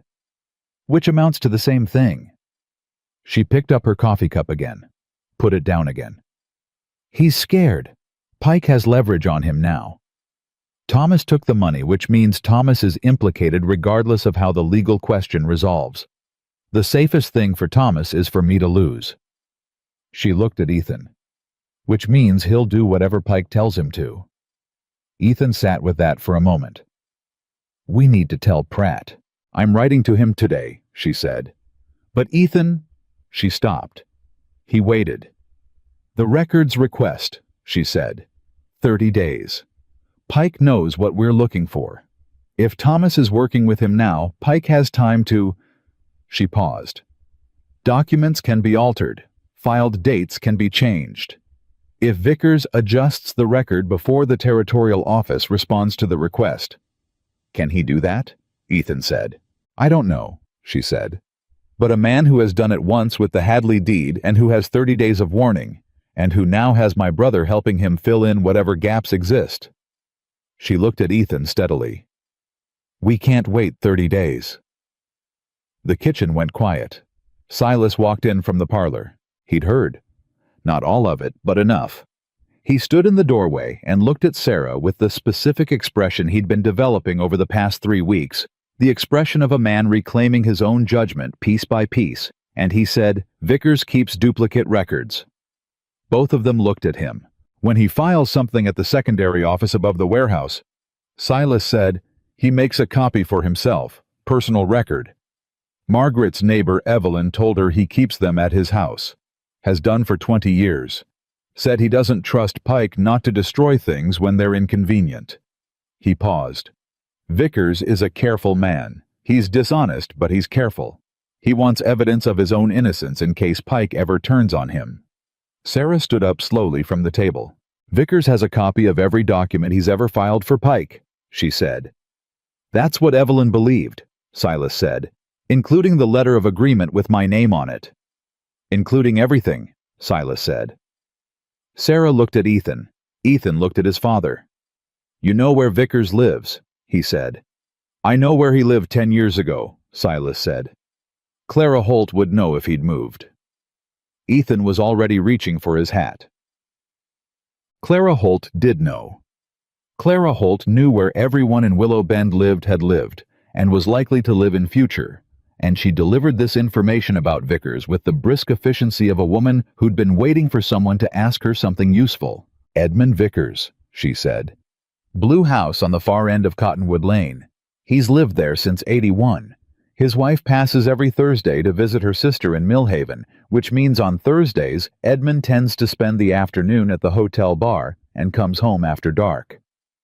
She looked at Ethan with eyes that were sharper than her conversational tone suggested. "I don't know why you're asking, and I don't want to know. But whatever you're doing Thursday is the day to do it." Ethan looked at her. "How long have you known about Vickers and Pike?" he said. Clara Holt smoothed her apron. "Long enough," she said. "Some of us have been waiting a long time for someone to make it worth knowing." He rode back to the ranch. Thursday was 2 days away, and in those 2 days, the ranch operated with a surface calm that required active effort from all three of them. Silas took over the morning cattle check so Ethan could stay close to the house. Sarah cooked and gardened and wrote a careful, detailed letter to Pratt that documented everything Thomas's arrival. The dinner with Pike, the information about Vickers, the timeline, and sent it with the Thursday morning post before the sun was fully up. On Wednesday evening, they sat at the kitchen table after dinner and talked through what Thursday needed to look like. "We're not taking anything," Sarah said, because that had to be said first and clearly. "We're looking. We confirm the document exists. We confirm the date it was filed, and we give that information to Pratt so he knows exactly what to request and how to request it." "If Vickers comes back early," Ethan said. "Then we were visiting," Sarah said. "I'll knock at the front door first. If anyone answers, I'm a woman who's lost her way on Cottonwood Lane and needs directions." "And if no one answers," Ethan said. Sarah looked at the table. "The back window of a house where a man keeps 20 years of his own secrets is unlikely to be well secured," she said. "Because a man who wants to hide something doesn't advertise that there's something worth finding by putting a lock on it." Ethan looked at her. "You've thought about this carefully," he said. "I've been thinking about little else for 2 days," she said. Silas, who was drinking his evening coffee at the end of the table, said, "I'll come." "Dad." "I rode to Millhaven 3 weeks ago," Silas said. "I can ride to Cottonwood Lane." He set down his cup. "And I know what Vickers' handwriting looks like on a filed document. You don't." Ethan and Sarah looked at each other. She said, "He's right." Ethan said, "I know he's right." Silas picked up his cup again. "Good," he said. "Then it's settled." They left at 2 in the afternoon on Thursday, which gave them a window before Vickers returned from the hotel, and they rode into Willow Bend, not together but separately, 10 minutes apart, because arriving together was a statement, and arriving separately was just 3 people who happened to be in town on the same afternoon. Sarah went first, then Silas, then Ethan. They met at the far end of Cottonwood Lane without plan or signal, just the understanding that they would all arrive at the same place because they had all been moving toward the same place, and Sarah knocked at the front door of the blue house and waited, and no one answered, and she looked at Ethan once, and he looked at Silas once, and Silas said quietly, "Back." The back window was as Sarah had predicted unlocked. It took 4 minutes to find the record boxes. They were in the back room, floor to ceiling on 3 walls, labeled by year, in Vickers's small controlled handwriting. Silas went straight to them like a man who had been in similar rooms before and knew what organized dishonesty looked like. "'89, he said. "That's the year of the Hadley deed." He ran his fingers along the labels. "This year's records. The agreement with your name would have been filed." He stopped, pulled a box, opened it, flipped through. Sarah stood beside him. Ethan stood at the window watching the lane. "Here," Silas said. Sarah looked. It was a single page. Neat, formal, the language she recognized from the letter Pike had sent her. Vickers phrasing the specific construction of obligation, and at the bottom, a signature. Her name, in handwriting that was close to hers, but not hers. Close enough that someone who didn't know her writing well would accept it. Not close enough to fool her for a single second. And beside the signature, a date. 3 weeks before she'd left Colorado. He backdated it, Sarah said. Yes, Silas said. Thomas would have had to give Pike a sample of my handwriting, she said. Something I'd written, a letter. How many letters did you write Thomas in the last year? Ethan said from the window. She didn't answer right away. 12, she said. At least 12. She looked at the signature. He gave Pike my letters. The room was silent for a moment, with the specific silence of a thing that has been suspected being confirmed. The date, Silas said. Look at the date closely. She looked. The ink on the date was slightly different from the ink on the rest of the document. Not dramatically, but different, a fraction darker, a slightly different weight to the strokes. He filed this recently, Silas said, and changed the date. The rest of the document is older. Look at the paper, it has the age to it, but the date was written later, possibly within the last month. Sarah looked at Ethan. He knew we were coming, she said. He's been preparing since Pratt's letter, Ethan said. Which means this document. She stopped, looked at Silas. He changed the date to create a timeline that predates my departure, to make it look like I agreed before I left. Which would make the debt enforceable, Silas said. And would make my claim that I never signed anything look like a lie, Sarah said. She stood in the back room of Edmund Vickers' house on Cottonwood Lane, holding the most important piece of paper she'd ever seen in her life, and she did not take it because taking it would be theft, and theft would unravel everything else. And she was not her brother, and she was not Harold Pike, and she was not going to win this by becoming what they were. She set it back in the box, exactly as she'd found it. Pratt needs to know about the ink, she said. The date was altered. That's what he requests access to examine, not the document, the ink on the date. Silas put the box back. He'll need a document examiner, Silas said. There's one in the territorial capital. Pratt will know how to petition. How long? Sarah said. 3 weeks, Silas said. Maybe less if Pratt moves fast. Sarah nodded. They left the way they'd come.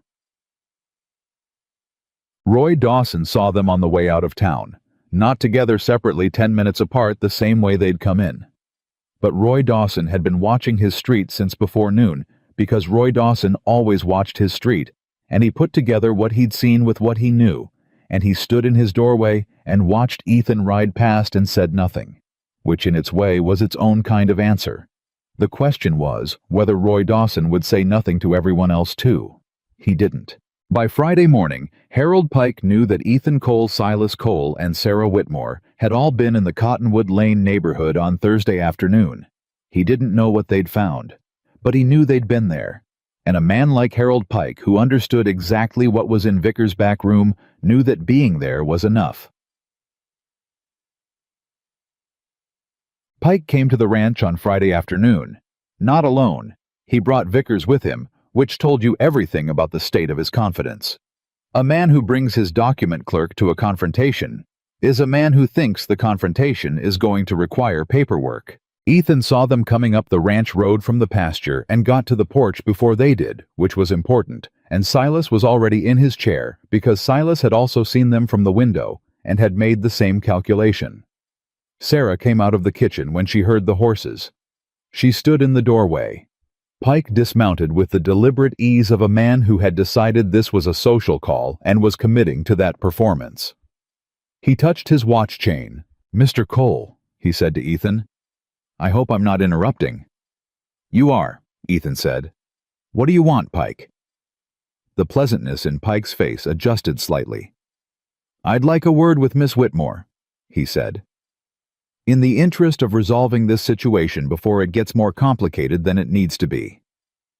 "Anything you say to me," Sarah said from the doorway. "You can say in front of everyone standing on this porch." Pike looked at her, then at Ethan, then at Silas, who was looking at him with the calm, unhurried attention of a man who had already formed every opinion he was ever going to form about Harold Pike, and was simply waiting to see what he'd do next. "Miss Whitmore," Pike said, "I want to be direct with you. I know you've retained counsel. I know you've been making inquiries. I understand you feel wronged by the circumstances of your arrival in Willow Bend. He paused, touched the watch chain. But the document stands. Your signature is on a legal agreement. Your brother is prepared to testify to the circumstances of its signing, and continuing to pursue this through legal channels will cost you more than the original debt in time and reputation in. Mr. Pike, Sarah said. He stopped. The date on that document, she said, was written with different ink than the rest of it. The porch went very still. Vickers, who had been standing one step behind Pike with a leather satchel under his arm and the expression of a man who desperately wanted to be somewhere else, went slightly pale. Pike's hand stilled on his watch chain. I don't know what you... he started. A document examiner from the territorial capital, Sarah said, can distinguish between ink written in different periods within the same document. It is a standard evidentiary process. Gideon Pratt has already filed the petition. She looked at Pike with the steady, clear eyes of a woman who had stopped being frightened of him approximately the moment she'd seen that date. Whatever that document says, and whatever my brother is prepared to testify to the date on it, was not written at the same time as the rest of it. And when the examiner confirms that everything else unravels, including Thomas's testimony, including your debt claim, including your standing in this county as a man whose word means something, she let that sit. Pike looked at her for a long moment, and something happened in his face that was more informative than anything he'd said. The professional pleasantness didn't break. Men like Pike don't break. But it settled, hardened. The look of a man recalculating odds he'd thought were in his favor and finding they weren't what he'd believed. That's a serious allegation, he said. His voice was even. Yes, she said. It is. You'd need to prove. I know what I'd need to prove, she said. And I know what Gideon Pratt knows, and I know what Silas Cole knows, and I know what a 30-year record of your document practices looks like when it's laid out in front of a territorial judge who doesn't owe you anything. She paused. The question is whether you want to find that out in a courthouse. Pike looked at Vickers. Vickers looked at the ground. That look, the half-second exchange between Pike and his clerk, the way Vickers' eyes dropped, told Sarah everything she needed to know about whether Vickers would hold, and from the very slight change in Sarah's expression, she'd read it too. This isn't over, Pike said. But the words had a different weight than they would have had an hour ago, not a threat. More like a man saying something because not saying it felt like losing. No, Ethan said from his position beside the porch post, speaking for the first time since Pike had dismounted. His voice was quiet. It was always quiet. But it had a quality in it that made Pike look at him. It's not over. But I want you to understand something very clearly, Pike. He stepped down one porch step. You rode out to my ranch, to my father's land, to talk to a woman who works here and lives here under my roof and my father's roof. And you brought a man with a satchel full of papers. He looked at Pike steadily. Don't do that again. It wasn't a long speech. It wasn't dramatic. It was just precise. The way a fence line is precise. This is where it is. Don't cross it. Pike looked at him for a moment. Then he mounted his horse. Vickers mounted faster with considerably less dignity. They rode out. Silas watched them go. Then he said to no one in particular, He'll go to Thomas tonight. I know, Sarah said. Thomas is going to have to decide, Silas said, whether he's willing to be the man holding the bag when that document gets examined. Because Pike will find a way to make it Thomas's doing entirely. That's what men like Pike do when the math changes. Sarah came down the porch steps and stood in the yard watching the road where Pike and Vickers had gone. Her hands were at her sides. Her chin was level. She looked like a woman who had just done something very hard and was allowing herself exactly the amount of time she'd earned to feel it. Thomas knows what he did, she said quietly. Yes, Silas said. The question is whether he's more afraid of Pike or more afraid of a territorial court. Or, Ethan said, more afraid of being the kind of man who let his sister go down for something he caused. Sarah looked at him. He wasn't looking at her. He was looking at the road. His jaw was set, and his hands were still, and he had the face of a man who had just said something he meant more than he'd intended to show. "Do you think he has that in him?" she said. Ethan was quiet for a moment. "I don't know your brother," he said, "but I know that the man who stood at the bottom of those porch steps and said, 'I didn't think you'd find out,' that man knew the difference between right and wrong when he said it. He wasn't confused. He wasn't rationalizing." He paused. "Men who know the difference and choose wrong can choose right. It's harder, but it's available to them." The yard was quiet. A cattle dog that had been sleeping under the porch got up and stretched and wandered toward the barn. "I want to send him a letter," Sarah said. "Thomas, tonight." "Saying what?" Ethan said. "That the document examiner petition has been filed. That it will proceed regardless of what he does. That Pike is going to leave him standing alone when the filing comes back." She paused. "And that if he wants to tell the truth before the court requires it from him, the time to do that is now." "You're giving him an exit," Ethan said. "I'm giving him the choice I never got," she said. "To make a decision before the consequences remove the option." She turned toward the house. "It's more than he gave me." Ethan looked at his father. Silas was watching Sarah walk back toward the house with an expression on his face that Ethan had seen before, though not in 6 years, not since before his mother died. The expression his father used to have when he was watching something he recognized as important. Something he wanted to remember. "She'll be all right," Silas said quietly, not to Ethan specifically, more like a thing he was saying aloud to confirm it to himself. "She will," Ethan said.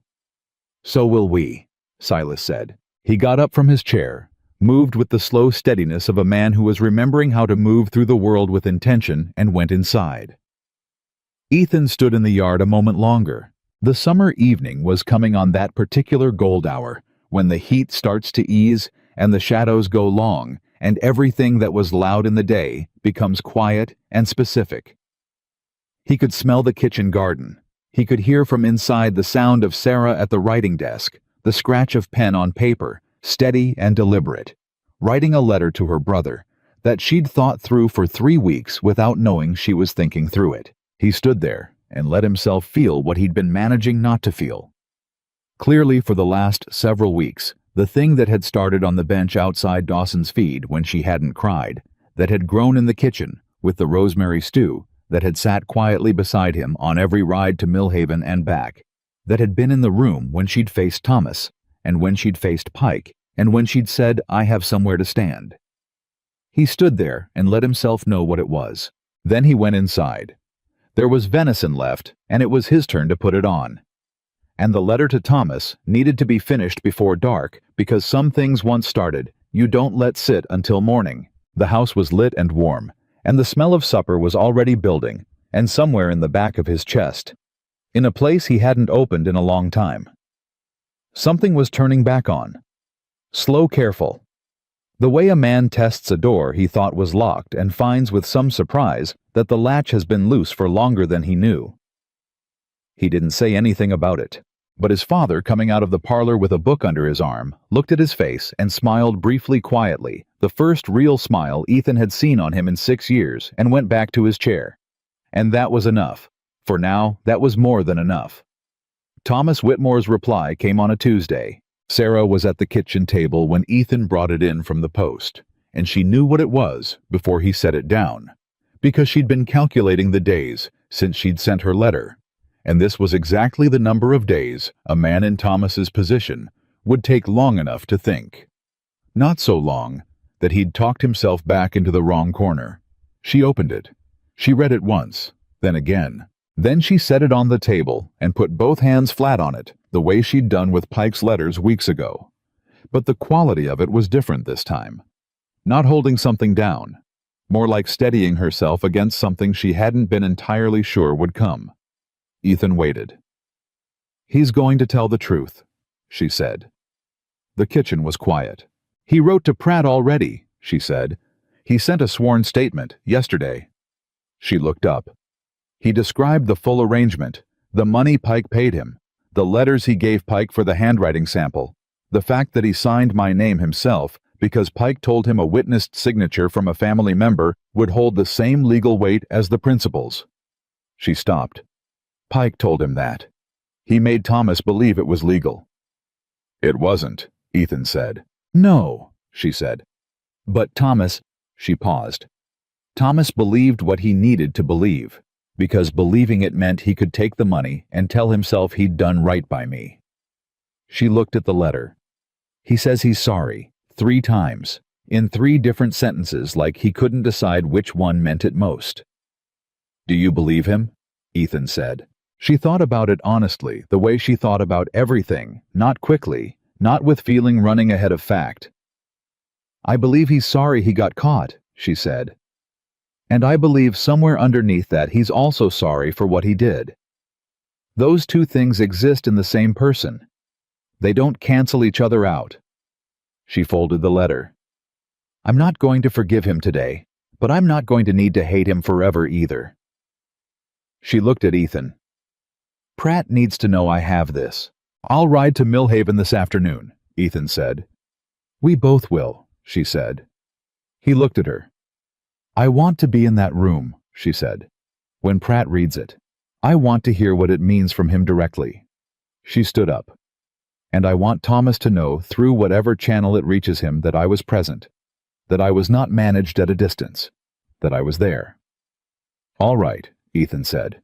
After the noon meal. She nodded and went back to the stove, and Ethan watched her move through the kitchen with the particular efficiency that had become over these weeks as familiar to him as the sound of the ranch in the morning, and thought about a woman who had arrived with a carpet bag and 1 letter of introduction and no ground to stand on, and was now standing on ground she'd built herself board by board, meal by meal, document by document, 1 honest day at a time. He thought about that all the way to Millhaven.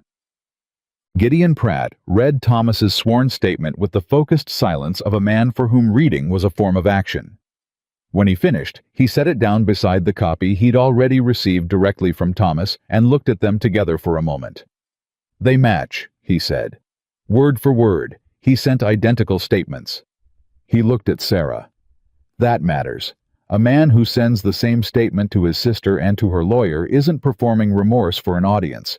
He's committing to a version. Can you use it? Sarah said. Yes, Pratt said. Combined with the document examiner's report on the ink, which I expect within the week, and the Hadley precedent establishing Vickers' pattern, this statement is the piece that makes everything else coherent. He leaned back. Here's what I want you to understand about where we are. Pike cannot enforce the debt. He couldn't before, and he certainly can't now. The forged signature, the altered date, the payment to Thomas, any one of those is a serious problem for him. Together, they constitute fraud against a person which in this territory carries consequences that go well beyond losing a civil case. Meaning what? Ethan said.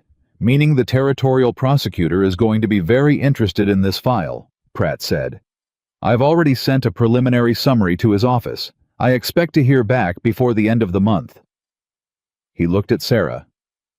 This stops being a case about whether you owe Harold Pike money. This becomes a case about what Harold Pike did. The shift in the room was subtle and total, like a door that has been closed for a long time, opening outward instead of in. He'll fight it, Sarah said. He'll try, Pratt said. He has resources and relationships and 30 years of knowing where the soft spots are in this county's legal structure. But he doesn't have the document anymore. The document is compromised. And Vickers... He paused. Vickers sent me a letter this morning. Both Sarah and Ethan went still. Edmund Vickers, Pratt said, has retained his own counsel in Millhaven, and his counsel has informed me that Vickers is prepared to provide a full accounting of every document he filed for Harold Pike going back 15 years in exchange for prosecutorial consideration of his own cooperation. He looked at them over his spectacles. Vickers has been keeping those duplicate records for exactly this reason. He always knew Pike would eventually do something that required a sacrifice, and he always intended for that sacrifice not to be him. Sarah sat back in her chair. It's over, she said. Not triumphantly, more like a woman testing the weight of words she hadn't been sure she'd get to say.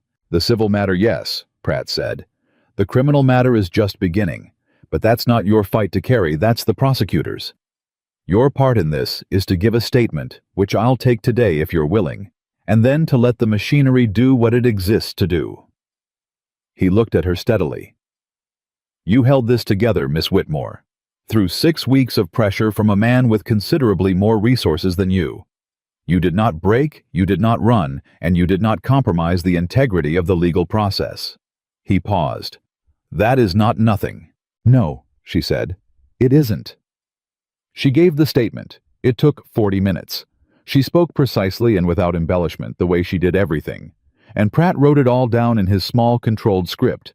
And when it was done, he read it back to her, and she confirmed every word and signed her own name at the bottom, her own name in her own handwriting, and set down the pen. "What happens to Thomas?" she said. Pratt looked at the statement. "He came forward voluntarily before legal compulsion. That matters. He'll likely face civil liability for his role in the arrangement he received money he facilitated fraud, but the voluntary disclosure changes the criminal calculus significantly." He paused. "He's not walking away clean, but he's walking away." Sarah nodded.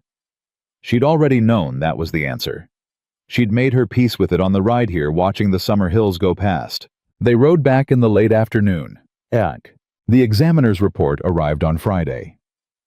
Pratt sent a copy to the ranch by messenger, a young man from Millhaven, who handed the sealed envelope to Ethan at the gate, and turned around and left at a pace that suggested Pratt had impressed upon him the importance of speed. The report confirmed it. 2 distinct ink compositions in the date notation. The body of the document consistent with paper and ink of approximately 18 months prior. The date itself written within the last 30 to 60 days, with a composition that did not match. 1 paragraph. Clean. Precise. Damning. Ethan brought it to the kitchen table and set it down in front of Sarah and Silas, and all 3 of them read it without speaking. Then Silas said, "That's it then." "That's it," Sarah said. Silas put the report down and looked at the table for a moment with the expression of a man experiencing something that had been a long time coming and was larger than he'd prepared for. "Gideon and I fought Pike on the Hadley matter for 8 months, he said. "We won that one, but it was smaller. He lost the land. He didn't lose his standing." He paused. "This is different." "He's going to lose everything," Sarah said. "In this county, yes," Silas said. "He's built everything here on the assumption that he could paper over whatever he did. Without that," he looked up. "Without the paperwork, he's just a man who's been dishonest for 30 years, and everyone will know it." "They already suspect it," Ethan said. "Suspecting and knowing are different," Silas said. "Suspecting you stay quiet, knowing you don't have to stay quiet anymore." He looked at Sarah. "People in this town have been quiet about Harold Pike for a long time.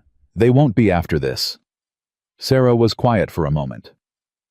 "I don't want anyone to feel they have to say something on my account," she said. "It won't be on your account," Silas said.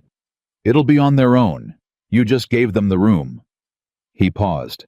"That's what happens when someone stands up. They don't just stand up for themselves. They give everyone who was already standing but pretending not to be permission to stop pretending." The kitchen held that for a moment. Then Sarah stood up and picked up the examiner's report and took it to the shelf above the writing desk and set it beside the other letters. All of them.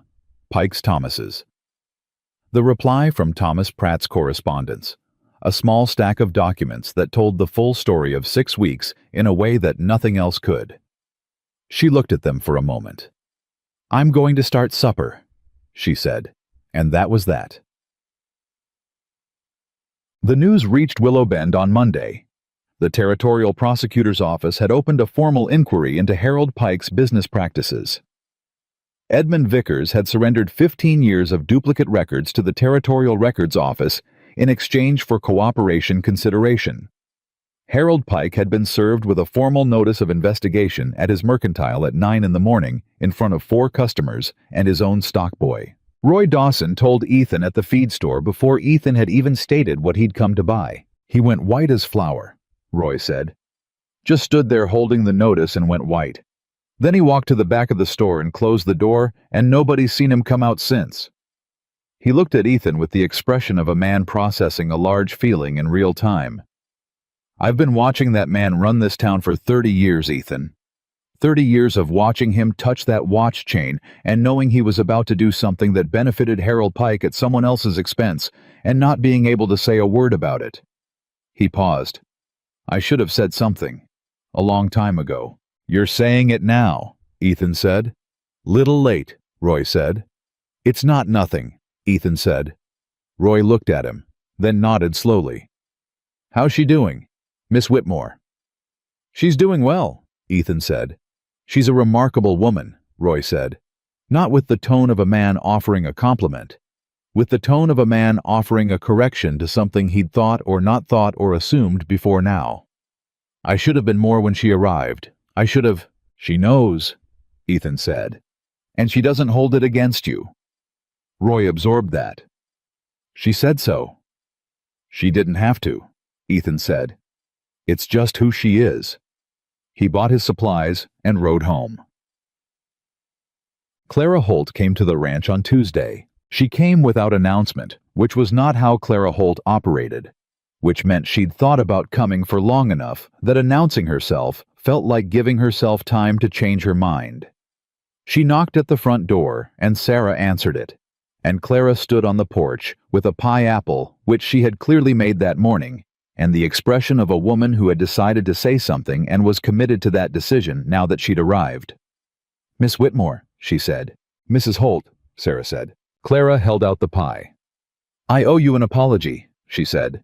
When you arrived in this town, I watched what happened to you on Main Street, and I went inside my shop and minded my business, which was the coward's thing to do.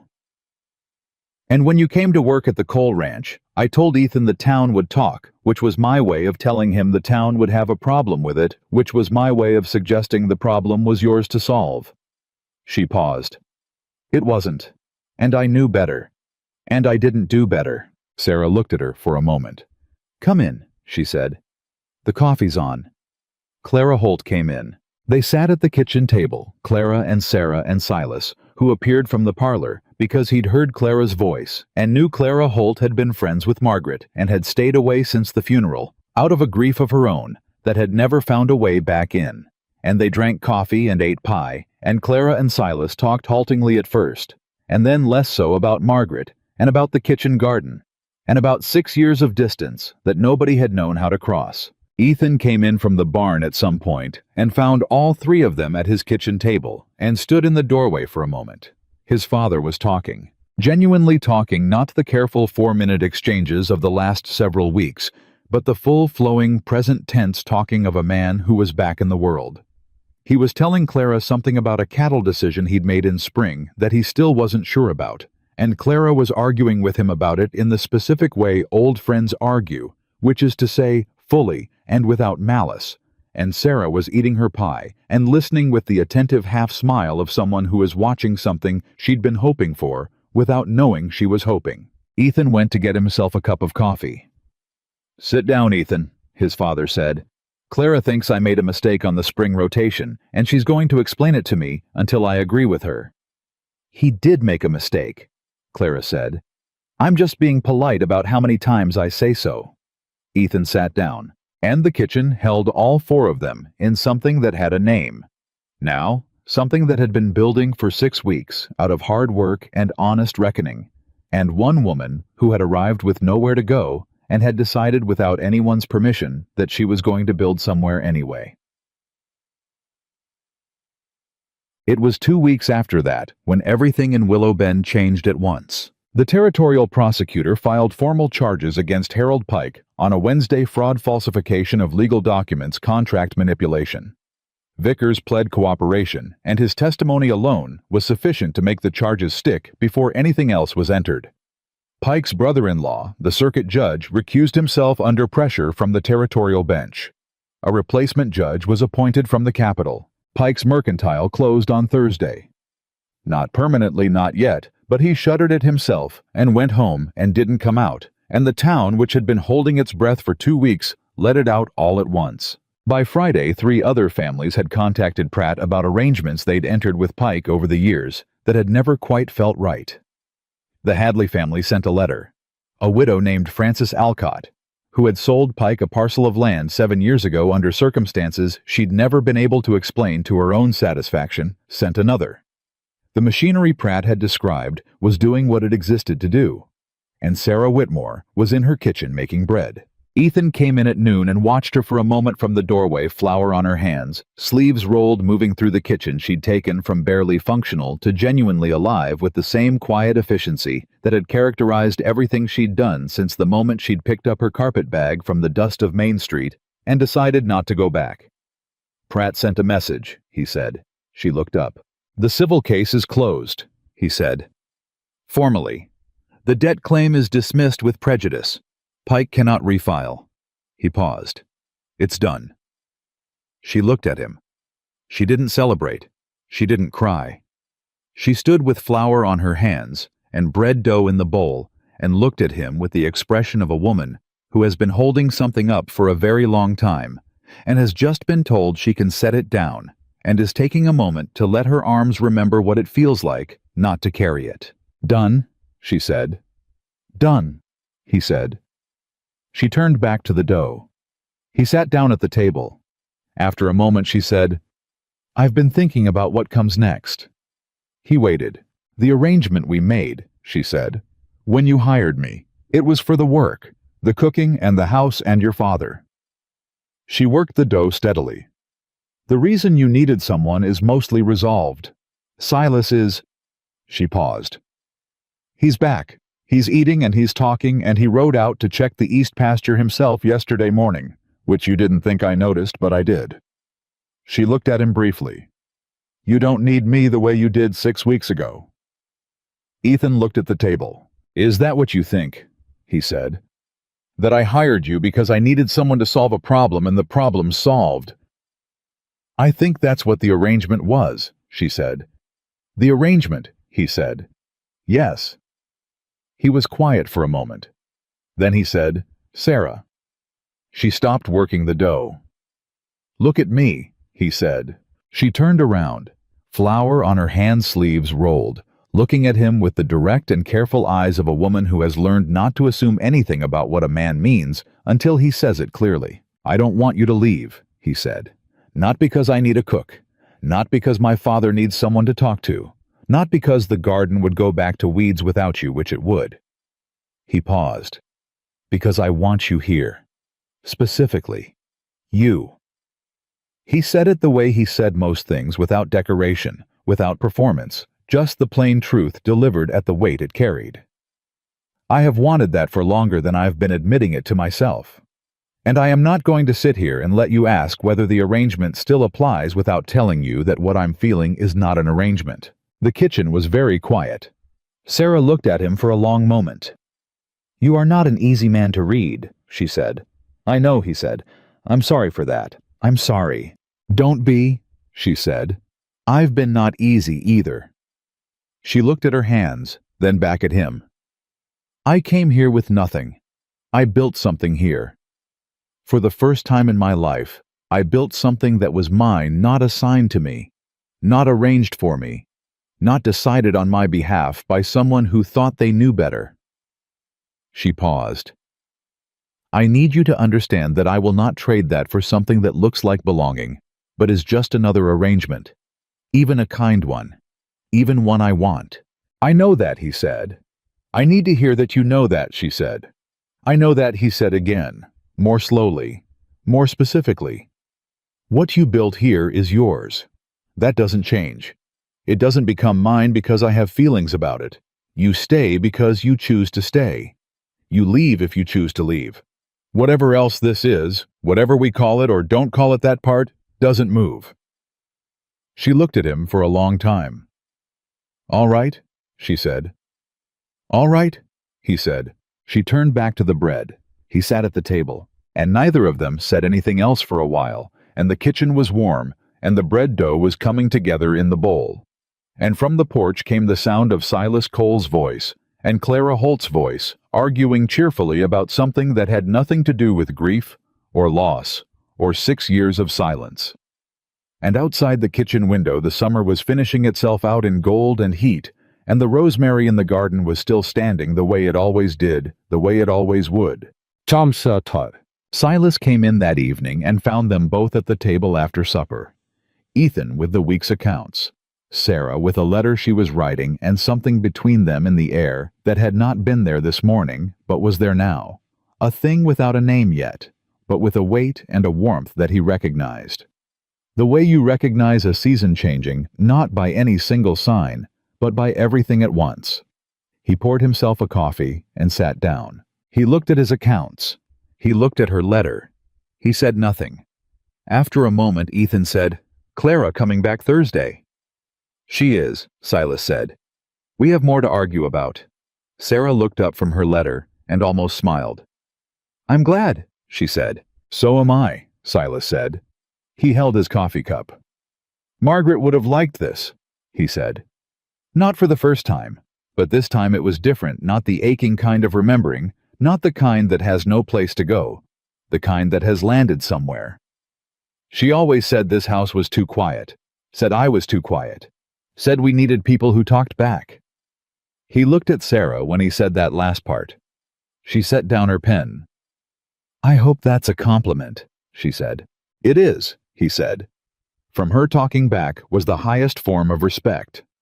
He drank his coffee. "She would have told you that first day, when you walked in here and said there's venison and I'm making stew." He looked at his cup. "She would have said that one's staying."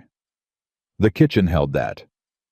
Sarah looked at the table. Ethan looked at his father. Silas finished his coffee and got up and took the cup to the basin and washed it the way he'd started doing again, deliberately, completely. No longer the gesture of a man going through motions, but a man returning to the shape of his own life, and set it on the shelf and went down the hall to bed. The house settled around his footsteps. Sarah looked at Ethan. Ethan looked at her. "He's right, you know," Ethan said. "About which part?" she said. "All of it," he said. She looked at him for a long moment, with the quiet, clear eyes of a woman who has stopped waiting for the floor to fall out from under her and has started cautiously to believe in what she's standing on. "I know," she said. She picked up her pen and finished her letter. He finished his accounts, and outside the summer night came down over the Cole Ranch, the way it always did over the barn and the pasture and the kitchen garden and the rosemary that had survived every drought and every neglect and every summer that had thrown itself at it, and the house that had been hollow for 6 years held 4 people's worth of living now, and the light in the kitchen window burned steady and warm against the dark, and it was visible, that light, from a long way down the road. It was the kind of light that told you before you'd even arrived that someone was home. And that was the truth of what Sarah Whitmore had built, not from mercy, not from arrangement, not from anyone's permission, but from a woman who had been handed an ending and refused to let it be one. She had walked into a silent house with flour on her hands and rosemary from an untended garden, and she had fed 2 men back to life, and she had faced down fraud and forgery, and the particular cruelty of a brother who thought love and transaction were the same word, and she had stood her ground on ground. She'd built herself, and she had not once, let anyone make her feel that being unwanted was the same as being worth nothing. Because it wasn't. It never had been. And in the end the house knew it, and the man across the table knew it, and the old man down the hall, who had come back from the far country of his grief, knew it. And the rosemary in the corner of the garden knew it in the wordless, enduring way that living things know the truth of what keeps them standing. Sarah Whitmore had come to Willow Bend with nowhere left to go, and she had made it home.